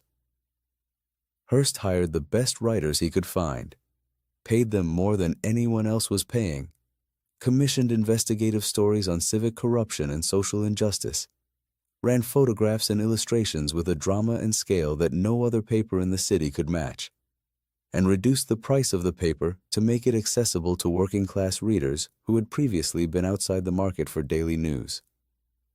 The Examiner's circulation rose dramatically. Hearst expanded. He purchased the New York Morning Journal in 1895 and immediately entered into direct competition with Pulitzer's World for dominance of the New York newspaper market. The competition between Hearst and Pulitzer produced what historians of journalism call yellow journalism, a style of reporting characterized by large headlines, dramatic illustrations, emotional language, and a systematic preference for stories that excited readers over stories that merely inform them. The most dramatic and most debated episode of Hearst's early career is the question of his role in the Spanish-American War of 1898. The legend, which Hearst himself did nothing to discourage and may have actively promoted, holds that when his illustrator Frederick Remington cabled from Cuba that there was no war to illustrate, Hearst replied, "You furnish the pictures, and I'll furnish the war." Whether Hearst actually sent this telegram is disputed by historians. What is not disputed is that the Hearst newspapers ran a sustained campaign of sensationalized coverage of Spanish misrule in Cuba that helped build American public support for military intervention, and that Hearst regarded the subsequent war as, among other things, a circulation triumph. This is not an admirable episode in American journalistic history. It is, however, a historically significant one because it established a template, the use of media ownership to shape public opinion in directions favorable to the owner's political and commercial interests, that has recurred throughout the history of American media, up to and including the present day. Hearst continued acquiring newspapers through the first 3 decades of the 20th century with an aggression that mirrored, in the media world, what Rockefeller had done in oil. By the late 1920s, the Hearst Corporation owned 28 major newspapers in 18 cities, reaching an estimated 1 in 4 American newspaper readers on any given day. It also owned magazines, Cosmopolitan, Good Housekeeping, Harper's Bazaar, Town and Country, radio stations, newsreel companies, and eventually a film production company based in New York and then in Hollywood. Hearst's personal life during this period was conducted on a scale of expenditure that even the Vanderbilts might have found excessive. He built San Simeon, the California coastal estate that he called La Cuesta Encantada, the Enchanted Hill, over a period of 28 years, filling it with European art, architecture, tapestries, ceilings, fireplaces, and entire rooms transported from medieval monasteries and Renaissance palaces and reassembled on a hilltop overlooking the Pacific Ocean. He employed hundreds of workers continuously for nearly 3 decades. He kept a private zoo. He entertained Hollywood royalty, political figures, and European celebrities with a lavishness that was, even by the standards of the Jazz Age, remarkable. He was also, simultaneously, running a media empire that exercised political influence on a national scale. He supported Franklin Roosevelt's presidential campaign in 1932, then turned against the New Deal with a ferocity that his newspapers prosecuted daily across their combined circulation of millions. He opposed American involvement in the Second World War until Pearl Harbor made the position untenable. He championed political figures he favored and destroyed, or attempted to destroy, political figures he opposed. He was, in the assessment of most historians who have studied him, the most powerful private media figure in American history, more powerful, in terms of reach and political impact, than any single media owner before or since. The end of Hearst's personal dominance came in the early 1940s. when a combination of his own extravagant spending and the financial pressures of the Depression and the war produced a crisis that forced him to sell substantial portions of his art collection, his real estate holdings, and several of his media properties. He was, briefly, genuinely at risk of losing the entire empire. A team of financial managers brought in by the company's creditors, men who had been his employees and were now, in effect, his supervisors, restructured the company's finances and stabilized it. He never fully regained control, and he spent the last decade of his life at San Simeon and in a rented house in Beverly Hills, working on a reduced scale while the corporation that bore his name was managed by others. He died in 1951 at the age of 88. But the Hearst Corporation did not die with him. The corporation that William Randolph Hearst built and that his son and grandson subsequently managed, restructured, diversified, and expanded is still one of the largest privately held media companies in the United States. The Hearst Corporation today owns newspapers, including the San Francisco Chronicle and the Houston Chronicle. It owns magazines including Cosmopolitan, Elle, Esquire, Good Housekeeping, Harper's Bazaar, Popular Mechanics, Road and Track, and Car and Driver. It owns television stations affiliated with major broadcast networks. It owns significant equity stakes in A&E Networks, ESPN, and Fitch Ratings.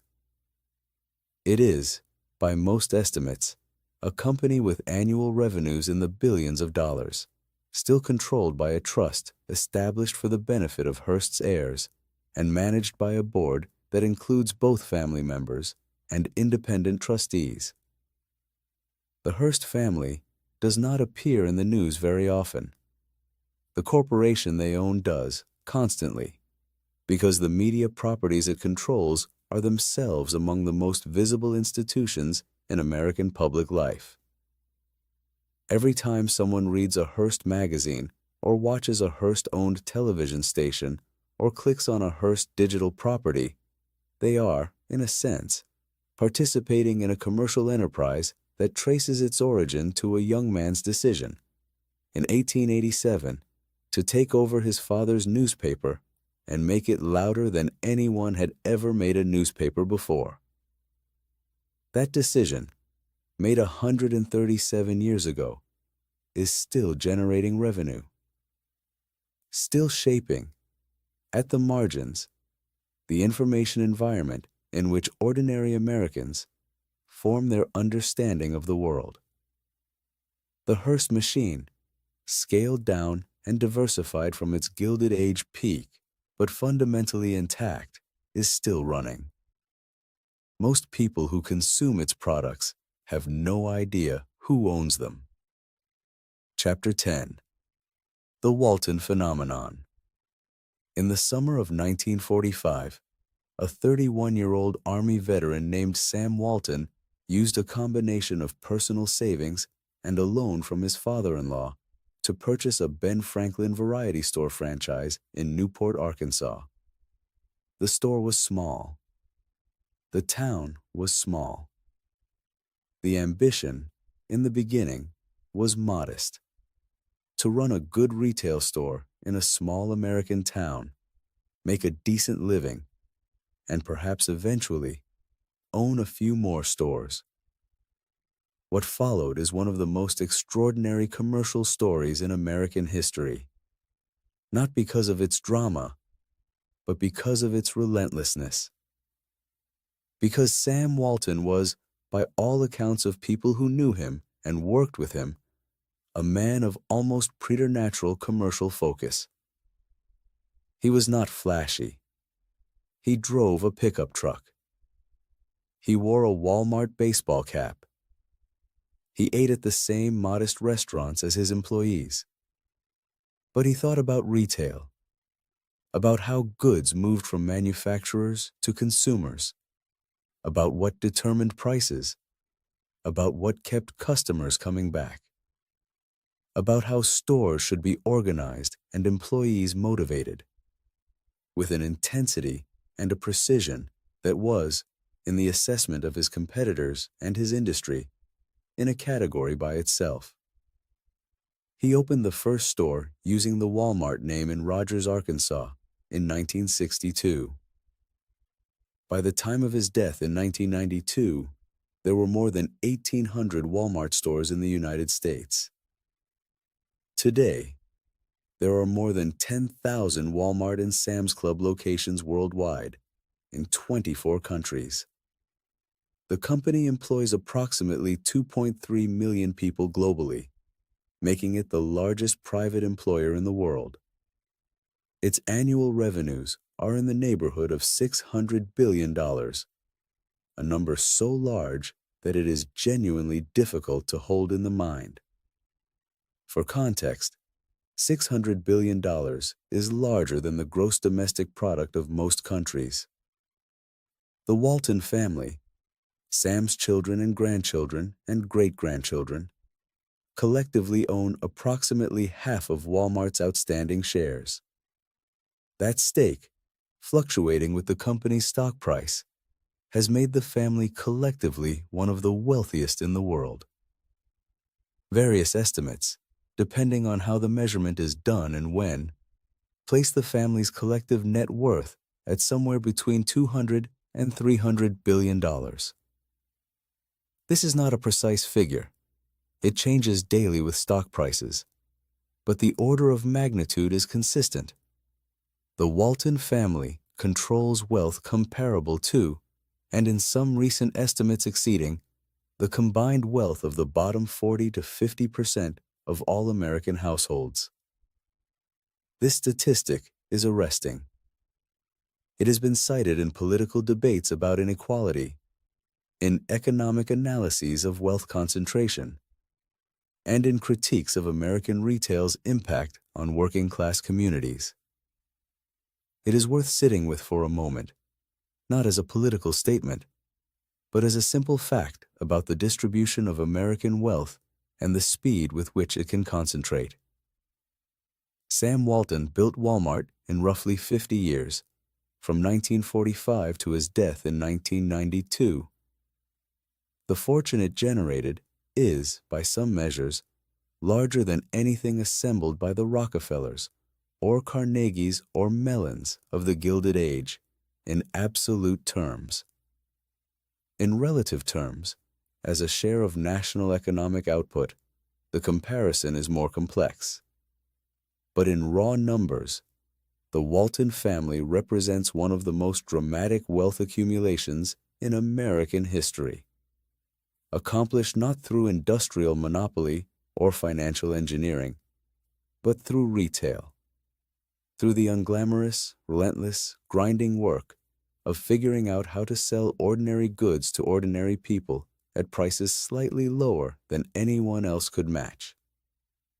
The mechanism of that advantage is worth understanding, because it is not simply about buying things cheaply and selling them at a markup. It is about logistics, about the extraordinary sophistication of the supply chain that connects Walmart's global network of suppliers to its stores and to its customers. Walmart pioneered the use of electronic data interchange with suppliers, allowing the company to share real-time sales data with manufacturers so that production could be calibrated to actual demand rather than forecasts. It built one of the most sophisticated private trucking and distribution systems in the world. It developed and deployed retail technology, point-of-sale scanners, inventory management systems, satellite communication networks, linking stores to corporate headquarters, ahead of virtually every competitor. These technological investments gave Walmart cost advantages that compounded over time. Lower costs allowed lower prices. Lower prices drove higher volume. Higher volume gave Walmart more leverage with suppliers, which drove costs lower still. The cycle was self-reinforcing, and it ran for decades before competitors fully understood what they were competing against. The consequences for the communities where Walmart operates have been extensively studied and remain genuinely contested. Some economists have documented significant benefits to consumers, particularly low-income households, who spend a larger proportion of their income on the kinds of goods Walmart sells, and who benefit most from lower prices. The same research tends to document costs to local retail ecosystems, the small hardware stores, the family-owned grocery stores, the local clothing retailers, that cannot match Walmart's prices and that close when a Walmart opens nearby. The consequences for Walmart's workforce are equally contested. The company has faced persistent criticism for its wages, its benefits, and its resistance to union organizing. It has also, in recent years, raised its minimum wage substantially above the federal minimum and expanded its educational benefits for employees. Whether these changes represent a fundamental shift in the company's labor practices or a response to political and reputational pressure is a question that analysts continue to debate. What is not contested is the scale. $600 billion in annual revenue, 2.3 million employees, 10,000 stores in 24 countries, a supply chain that touches virtually every major manufacturing economy in the world, a family fortune that represents, in some calculations, more accumulated private wealth than any other single family in American history. Sam Walton did not come from money. He did not inherit an industrial empire or a banking dynasty.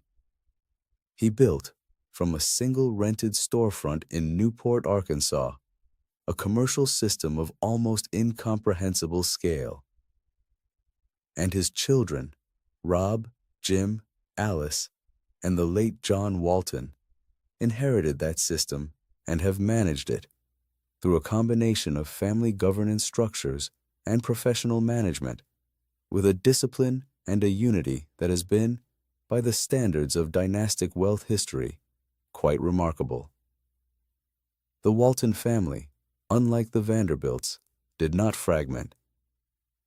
They did not compete with each other publicly. They did not spend ostentatiously in ways that depleted the family's collective position. They maintained their equity stake in Walmart, while also diversifying into other investments through family offices and foundations. Alice Walton, the only surviving daughter, created Crystal Bridges Museum of American Art in Bentonville, Arkansas, a world-class art museum that opened in 2011 and has attracted critical attention for both the quality of its collection and the improbability of its location, in the same small Arkansas town where Walmart's headquarters sit. The Walton Family Foundation has donated billions of dollars to education reform, environmental conservation, and community development. Its education investments, focused primarily on charter schools and school choice policies, have been among the most influential and most controversial private philanthropic interventions in American public education in the past 2 decades. The Waltons are, in many ways, the most contemporary example in this documentary of the pattern that the Rockefellers established a century ago. Raw commercial wealth converted, through philanthropy and institution building, into a form of influence that extends beyond the original source of the fortune, and that attaches the family name to purposes, art, education, conservation, that the public finds more sympathetic than the mechanics of retail pricing and supply chain management. Whether that conversion is sufficient, or appropriate, or adequate to the scale of the wealth it represents, is a question that belongs to a different kind of documentary than this one. What belongs here is the observation that the pattern repeats. The tools are different. The industry is different. The era is different. But the underlying logic, convert raw wealth into institutional infrastructure, attach the family name to purposes that endure, think in generations, is the same logic that John D. Rockefeller was applying in the 1880s. Old strategies, relentlessly applied, persistently effective. Chapter 11. The Mars Quiet Empire. There is a very good chance that somewhere in your home right now, there is a product made by the Mars family. Possibly several. You might not know this because the Mars family has spent the better part of a century ensuring that you would not need to know it. In an era when the owners of large companies frequently seek visibility, through social media presence, through interviews, through the cultivation of a personal brand that makes the CEO as recognizable as the products, the Mars family has pursued the opposite strategy with a consistency that borders on the philosophical. They do not give interviews. They do not appear on wealth lists by choice, though their fortune is large enough that omission is impossible. The company they control does not hold press conferences. It does not publish an annual report accessible to the public. It does not have publicly traded shares that would require quarterly disclosure of financial results. Mars, Incorporated, is entirely privately held. And by privately held, the family means it in the most complete sense possible. Owned by the family, managed substantially by the family, and accountable to no external shareholders, no public markets, and no mandatory disclosure requirements beyond what private corporate law requires. The company's products include M&Ms, Snickers, Milky Way, Twix, Skittles, Starburst, Wrigley's Chewing Gum, acquired in 2008 in a deal valued at approximately $23 billion, Pedigree Dog Food, Whiskas Cat Food, Royal Canin Pet Nutrition, Uncle Ben's Rice, now Ben's Original, Dolmio pasta sauces, and an extensive range of other confectionery, food, and pet care products sold in more than 80 countries. The company's estimated annual revenues, based on figures that Mars occasionally discloses voluntarily, exceed $45 billion. Some estimates place it closer to $50 billion. It is, by any measure, one of the largest food companies in the world. And it has been controlled by one family for more than a century. The story begins, modestly enough, in a kitchen. Frank C. Mars was born in 1883 in Hancock, Minnesota, and he learned candy making from his mother during a childhood largely spent at home due to a bout of polio. He opened his first candy company in Tacoma, Washington, in 1911, and spent the following decade through a series of modest ventures that had mixed results. His breakthrough came in 1923, when he developed and began marketing the Milky Way bar, a candy bar that used malt-flavored nougat topped with caramel and coated in chocolate, designed to replicate the taste of a malted milkshake in a portable, inexpensive format. The Milky Way was an immediate commercial success. Frank Mars followed it with the Snickers bar in 1930, named after the family's favorite horse, and with Three Musketeers in 1932. By the early 1930s, Mars had become one of the largest candy companies in the United States, with a manufacturing facility in Chicago that employed hundreds of workers. Frank Mars's son, Forrest, brilliant, difficult, and possessed of commercial instincts that exceeded even his father's, had a turbulent relationship with the family business. He had worked at the Chicago factory and clashed repeatedly with his father over management and strategy. The details of their estrangement are not entirely clear from the historical record, but the result was that Forrest left the United States in the early 1930s and went to England, where he established his own candy business, Mars Limited, in Slough, outside London. The English Mars operation produced the Mars bar, which became one of the most successful confectionery products in British history, and which remains one of the most widely sold candy bars in the world. Forrest also traveled to Spain during the Spanish Civil War, where he observed soldiers eating small candy-coated chocolate pellets, a product developed to prevent the chocolate from melting in soldiers' hands during combat. He returned to the United States with the concept, partnered with Bruce Murray, son of the president of Hershey's, whose initials provided the second M in M&M's, and introduced M&M's to the American market in 1941, initially as a product for American soldiers, again designed to survive the heat of combat without melting. The M&M's concept, chocolate protected by a candy shell, produced in large quantities at competitive prices, was, in retrospect, one of the great commercial ideas of the 20th century. The product has been continuously marketed since 1941 and shows no sign of commercial fatigue. It is sold in more than 100 countries. It has spawned a merchandising empire that includes the M&M's retail stores in major cities around the world, where people pay premium prices for branded merchandise featuring cartoon versions of candy characters.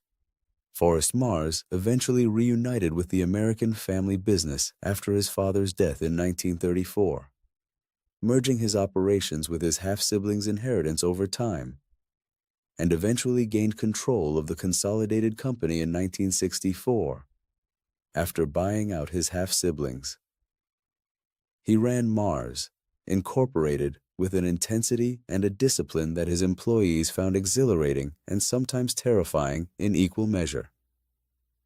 He believed, with fierce conviction, in what he called the 5 principles: quality, responsibility, mutuality, efficiency, and freedom.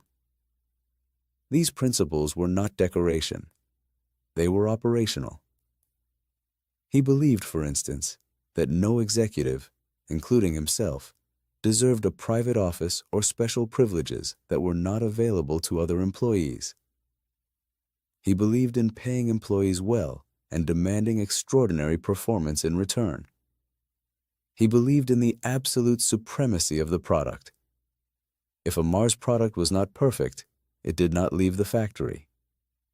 He also believed, with absolute conviction, in privacy.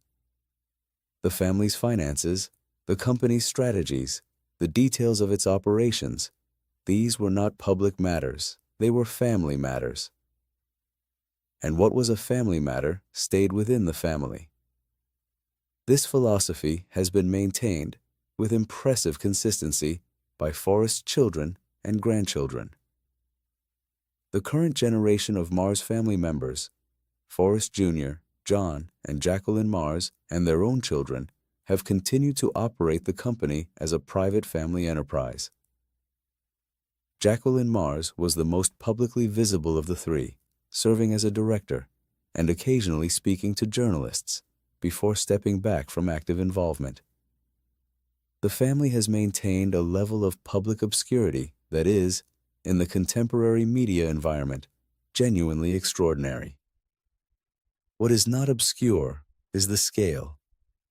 A company with $45 to $50 billion in annual revenue, operating in more than 80 countries, controlling some of the most recognizable food and pet care brands in the world, with estimated family wealth in the range of $90 to $100 billion. This is not a small enterprise that has slipped below the radar by chance. It has slipped below the radar by design, by a deliberate, multi-generational commitment to the idea that private enterprise should remain private, and that the details of how a family makes its money are nobody's business but the family's. There is something almost anachronistic about this position in the 21st century. The contemporary business world places enormous value on transparency, on disclosure, on public accountability, on the idea that the owners of large enterprises owe the public an explanation of how those enterprises are run. Mars rejects this entirely. Not aggressively, not publicly, that would require giving interviews, but simply by continuing to operate in the way it always has, as if the demand for corporate transparency were a fashion they had not yet found reason to adopt.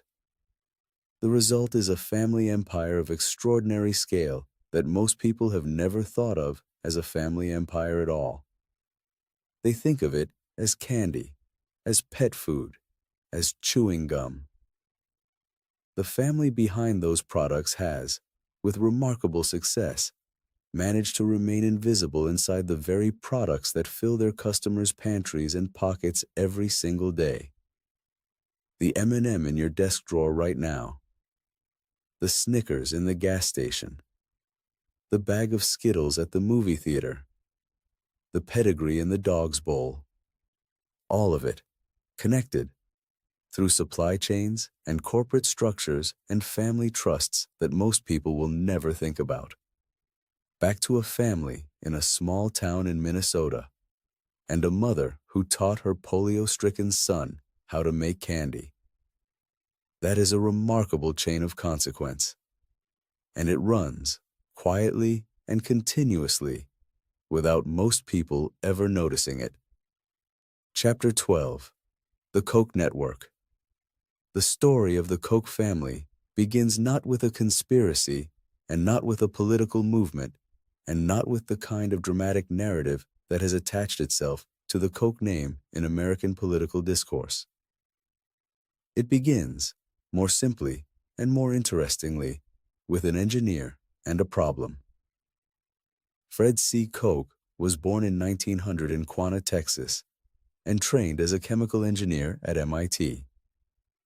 In the late 1920s, he developed an improved method for converting crude oil into gasoline, a thermal cracking process that was more efficient than the methods then in common use. He attempted to license and commercialize the process in the United States, but was blocked by patent litigation from established oil companies who found his technology threatening to their existing processes. Unable to gain traction in the American market, Koch took his technology to the Soviet Union, where the Stalin government was in the process of rapidly industrializing the country's oil industry and was interested in any technology that could accelerate production.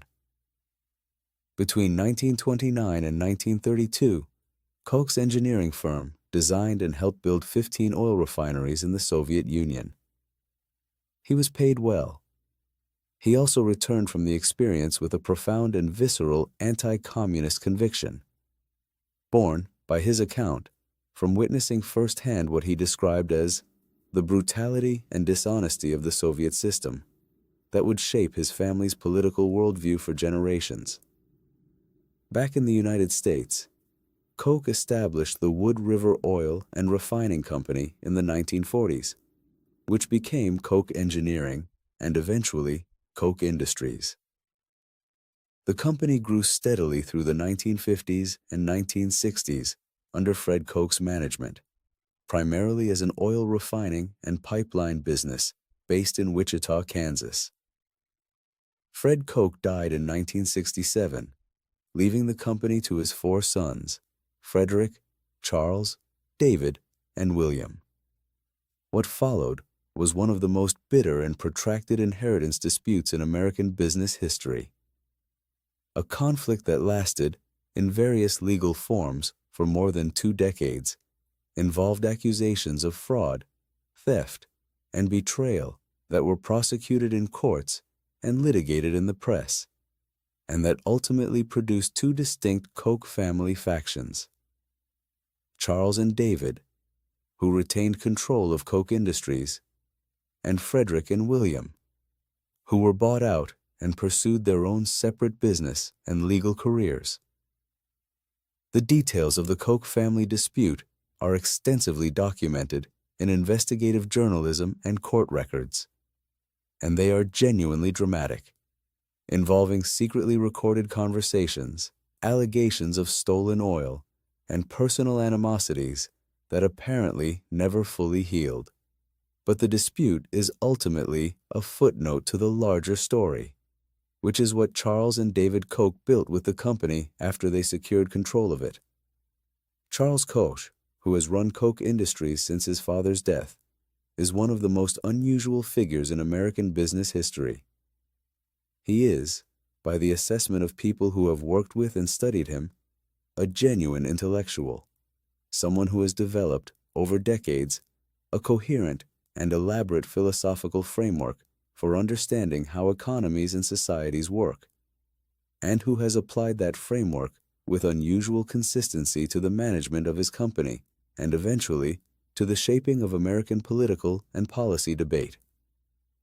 His intellectual framework, which he has articulated in 2 books and in extensive interviews over the years, draws on the Austrian school of economics, particularly the ideas of Friedrich Hayek and Ludwig von Mises, and on a broader philosophy of individual liberty and limited government that he calls market-based management. The application of this philosophy to Koch Industries has produced a company that has grown, over Charles Koch's tenure, from a regional oil business with revenues of roughly $300 million in 1967 to one of the largest privately held companies in the United States, with estimated annual revenues of approximately $125 billion and operations spanning oil refining, pipelines, chemicals, fertilizers, paper products, building materials, electronics components, and commodity trading.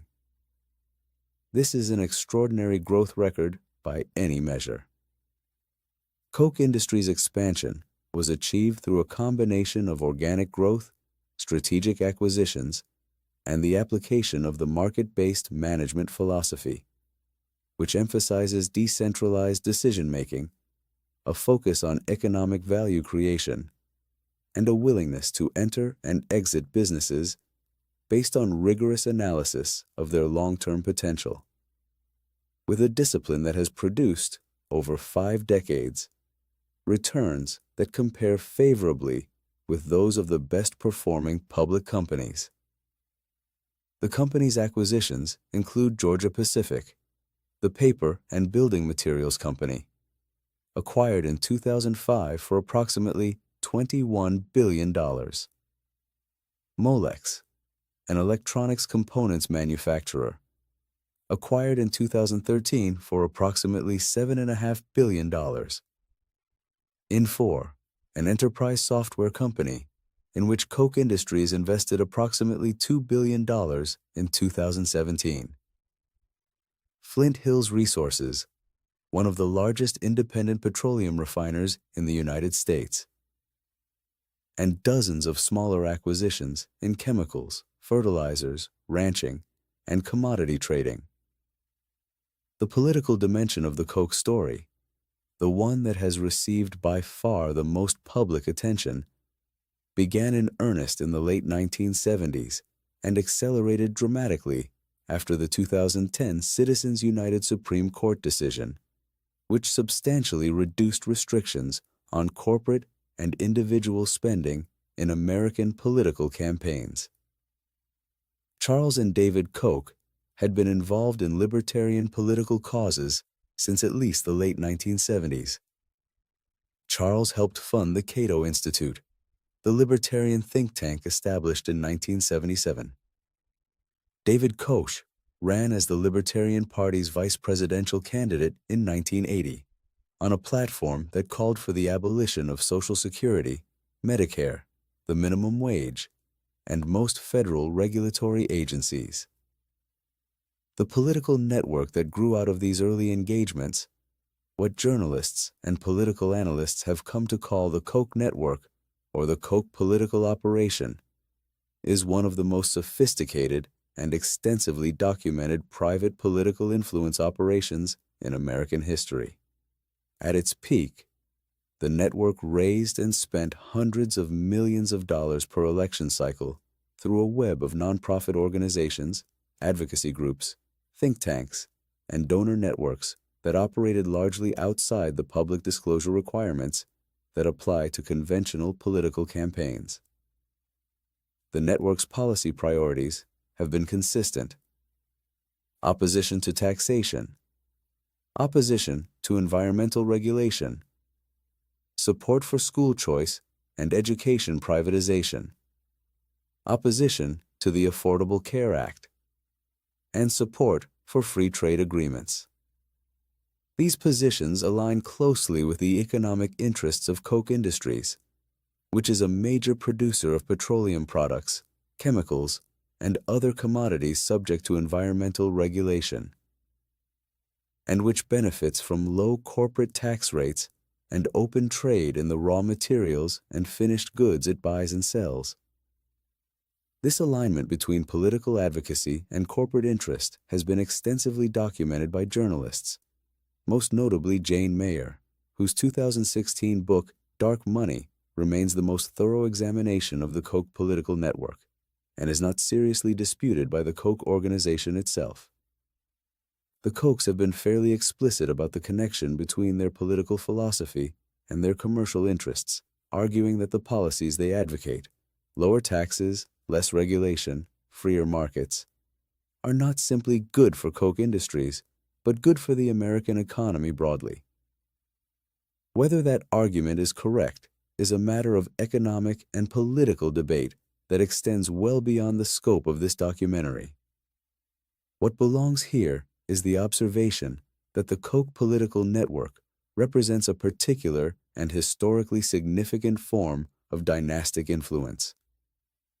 Not the influence of a family that controls a newspaper or a university or a foundation bearing its name, but the influence of a family that has used its private wealth to build an infrastructure of political persuasion, think tanks, academic programs, advocacy organizations, donor networks, that operates continuously between elections as much as during them, to shift the terms of American policy debate in directions consistent with the family's philosophical and commercial interests.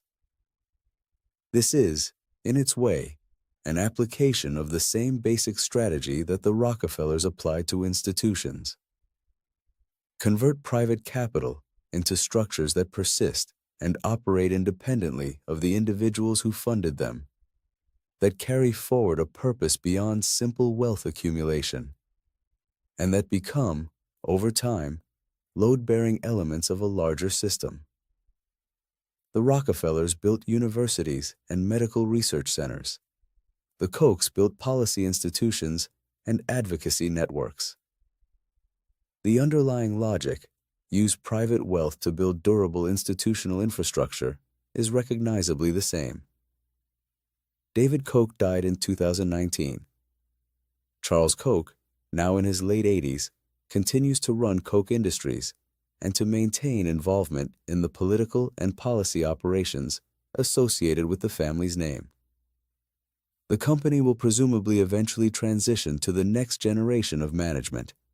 Charles's son Chase Koch has been involved in various Koch Industries ventures, though the details of succession planning are consistent with the family's general approach to privacy, not publicly known. What is publicly known is the scale: $125 billion in estimated annual revenue. Operations in more than 60 countries. A political and policy network that has spent, by various estimates, more than $1 billion over the past 2 decades on political and policy advocacy.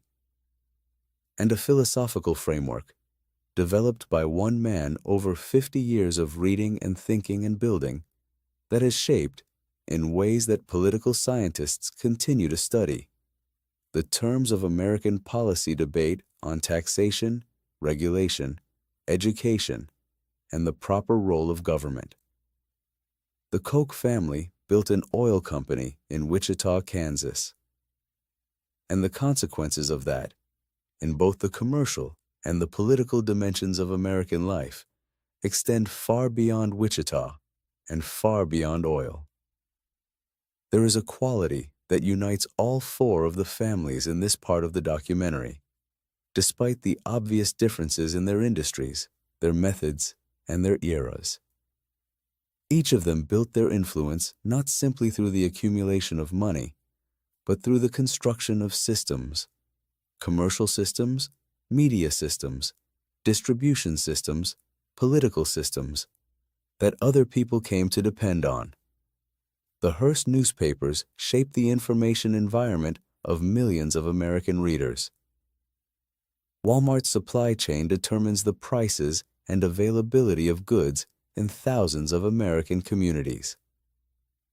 Mars products sit in homes and pantries across more than 80 countries, so thoroughly embedded in the fabric of daily life that they are invisible as commercial products and simply experienced as food. The Koch political network has helped shape the terms of American policy debate for decades in ways that most ordinary citizens are not aware of and did not directly choose. This is the deeper meaning of the phrase, owning America. Not a literal deed of ownership, not a secret cabal in a darkened room, but something more diffuse and more durable. The ownership of the systems through which ordinary life is organized and through which ordinary decisions are made. The stores where people shop, the information they consume, the food in their pantries, the political environment in which their representatives make decisions. These systems were built by specific people with specific motivations using specific strategies. They are maintained by families, some of them fourth and fifth generation from the original founders, who have, by and large, learned the lessons that the Rockefellers learned first and that the Vanderbilts never quite did. That the most durable wealth is not held in a single concentrated position, but embedded in systems and institutions that the rest of the world cannot easily function without.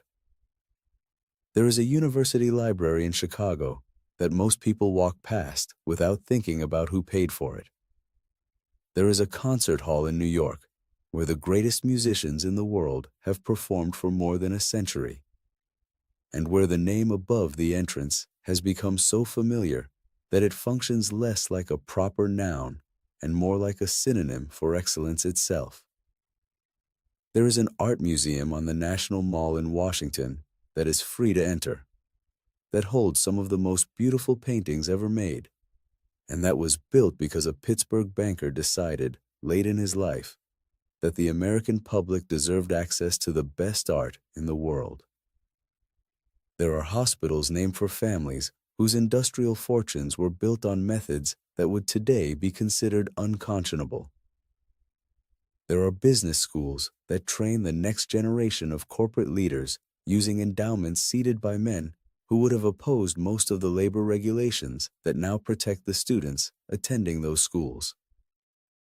There are conservation easements protecting wilderness areas purchased with money generated by industries that, in other contexts, contributed substantially to environmental degradation. This is not hypocrisy exactly, or rather, it is not only hypocrisy. It is something more complicated and more interesting than hypocrisy. It is the accumulated consequence of the fact that large private fortunes, once they reach a certain scale and a certain age, tend to develop a kind of institutional momentum that carries them forward independent of the moral consistency or inconsistency of the families that generated them. The buildings get built. The endowments get established. The foundations get chartered. And then they run. They run on the interest of their own endowments, on the reputations they have accumulated, on the networks of scholars and scientists and administrators and trustees who have built careers within them. They run on the simple fact that institutions, once established and once embedded in the fabric of a community or a field of knowledge or a system of services, are very hard to stop. This is the final chapter of the story of American dynastic wealth. Not the chapter about how it was accumulated. That story has been told in the preceding hours. This is the chapter about what it becomes. After the founders are gone, and the headlines have moved on, and the controversies have settled into history. This is the chapter about what dynasties actually leave behind, and what that inheritance means for the country that received it without being asked whether it wanted it. Chapter 13. The Philanthropy Engine. In the year 1889, Andrew Carnegie published an essay in the North American Review that became one of the most widely discussed documents in the history of American capitalism. He called it Wealth. His contemporaries and subsequent generations have called it the Gospel of Wealth.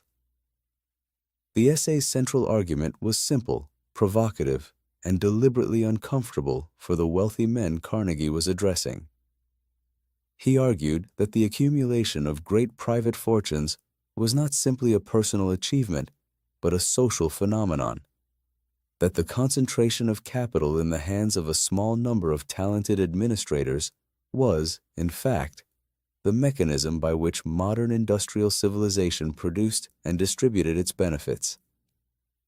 The man of great wealth was, in Carnegie's framework, not simply a lucky or talented individual.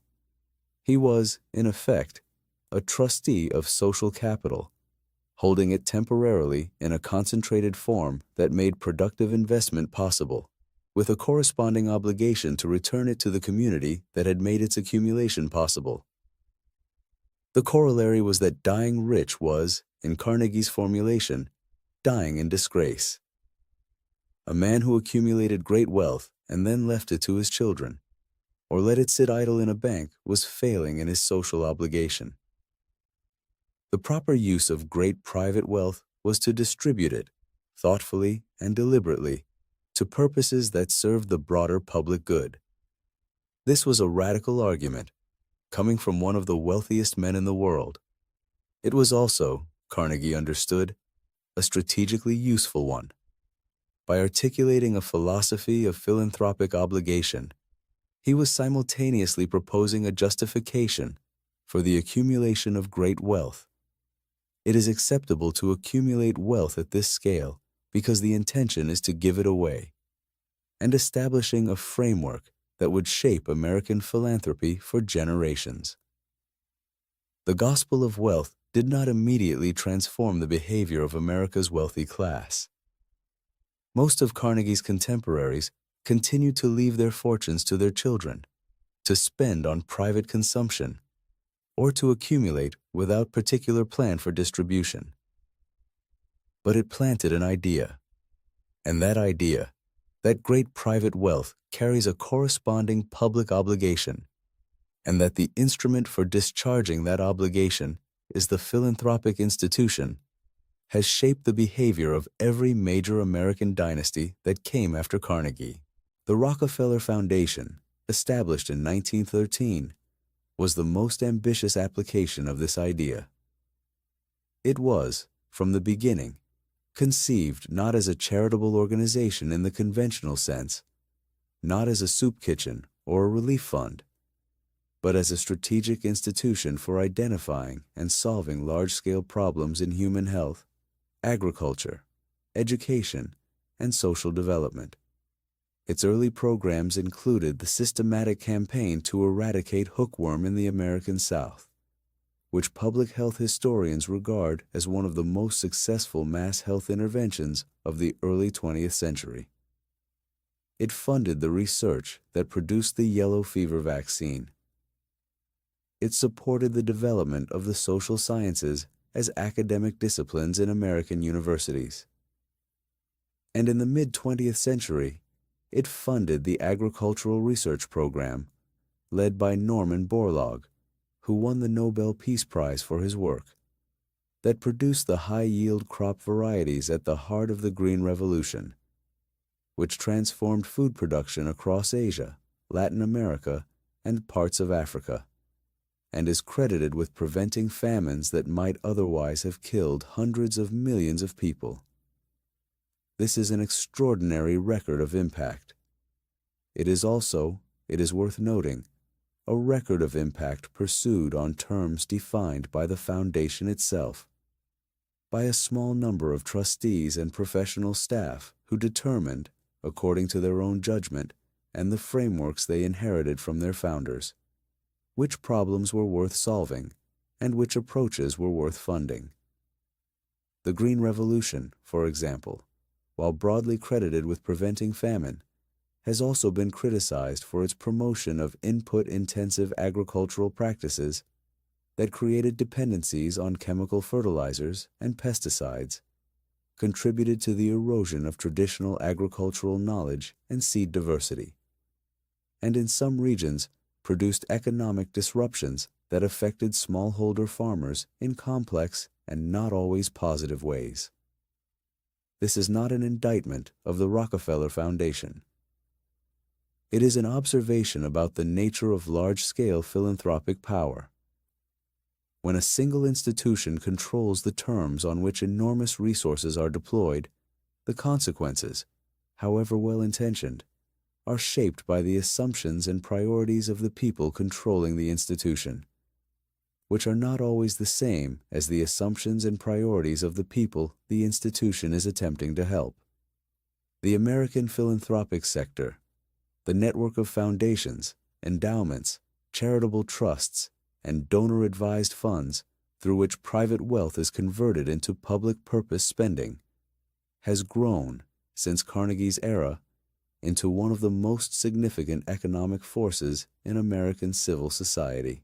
By recent estimates, American foundations collectively hold assets of approximately $1.3 trillion and distribute approximately $80 to $90 billion per year in grants. The largest foundations: Gates, Ford, Rockefeller, Hewlett, Packard, Walton, Koch, exercise influence over research priorities, educational policy, public health programs, environmental policy, and international development that rivals, and in some areas exceeds, the influence of government agencies with substantially larger budgets. This concentration of philanthropic power is not a secret. It has been extensively documented by scholars of philanthropy, by journalists, and by critics across the political spectrum who share, despite their other disagreements, a concern about the accountability of institutions that exercise enormous public influence while remaining formally private and formally accountable only to their own trustees. The concern is legitimate. The large American foundation is, in structural terms, one of the most unusual institutions in democratic society. It is private in its governance, public in its purpose, and exempt from most of the accountability mechanisms: elections, market competition, regulatory oversight, that constrain other large institutions. Its directors are not elected. Its strategies are not subject to competitive pressure. Its decisions cannot be reversed by the people affected by them. Whether this structure is appropriate, given the scale of philanthropic influence in contemporary American life, is one of the genuinely important institutional questions of the 21st century. It does not have an easy answer, and this documentary does not propose one. What it does propose is that the question deserves more attention than it typically receives in public debate, and that the philanthropic institutions created by America's dynastic families are not peripheral to American life, but central to it, in ways that most citizens have never had cause to examine. The philanthropy engine, built by Carnegie and Rockefeller and Mellon and their successors, is now too large and too embedded to be switched off. It will continue to run, funding research, shaping educational policy, supporting cultural institutions, influencing public health programs, on the accumulated momentum of fortunes built generations ago. The families who seeded it may be less visible than they once were. The engine itself is more powerful than ever.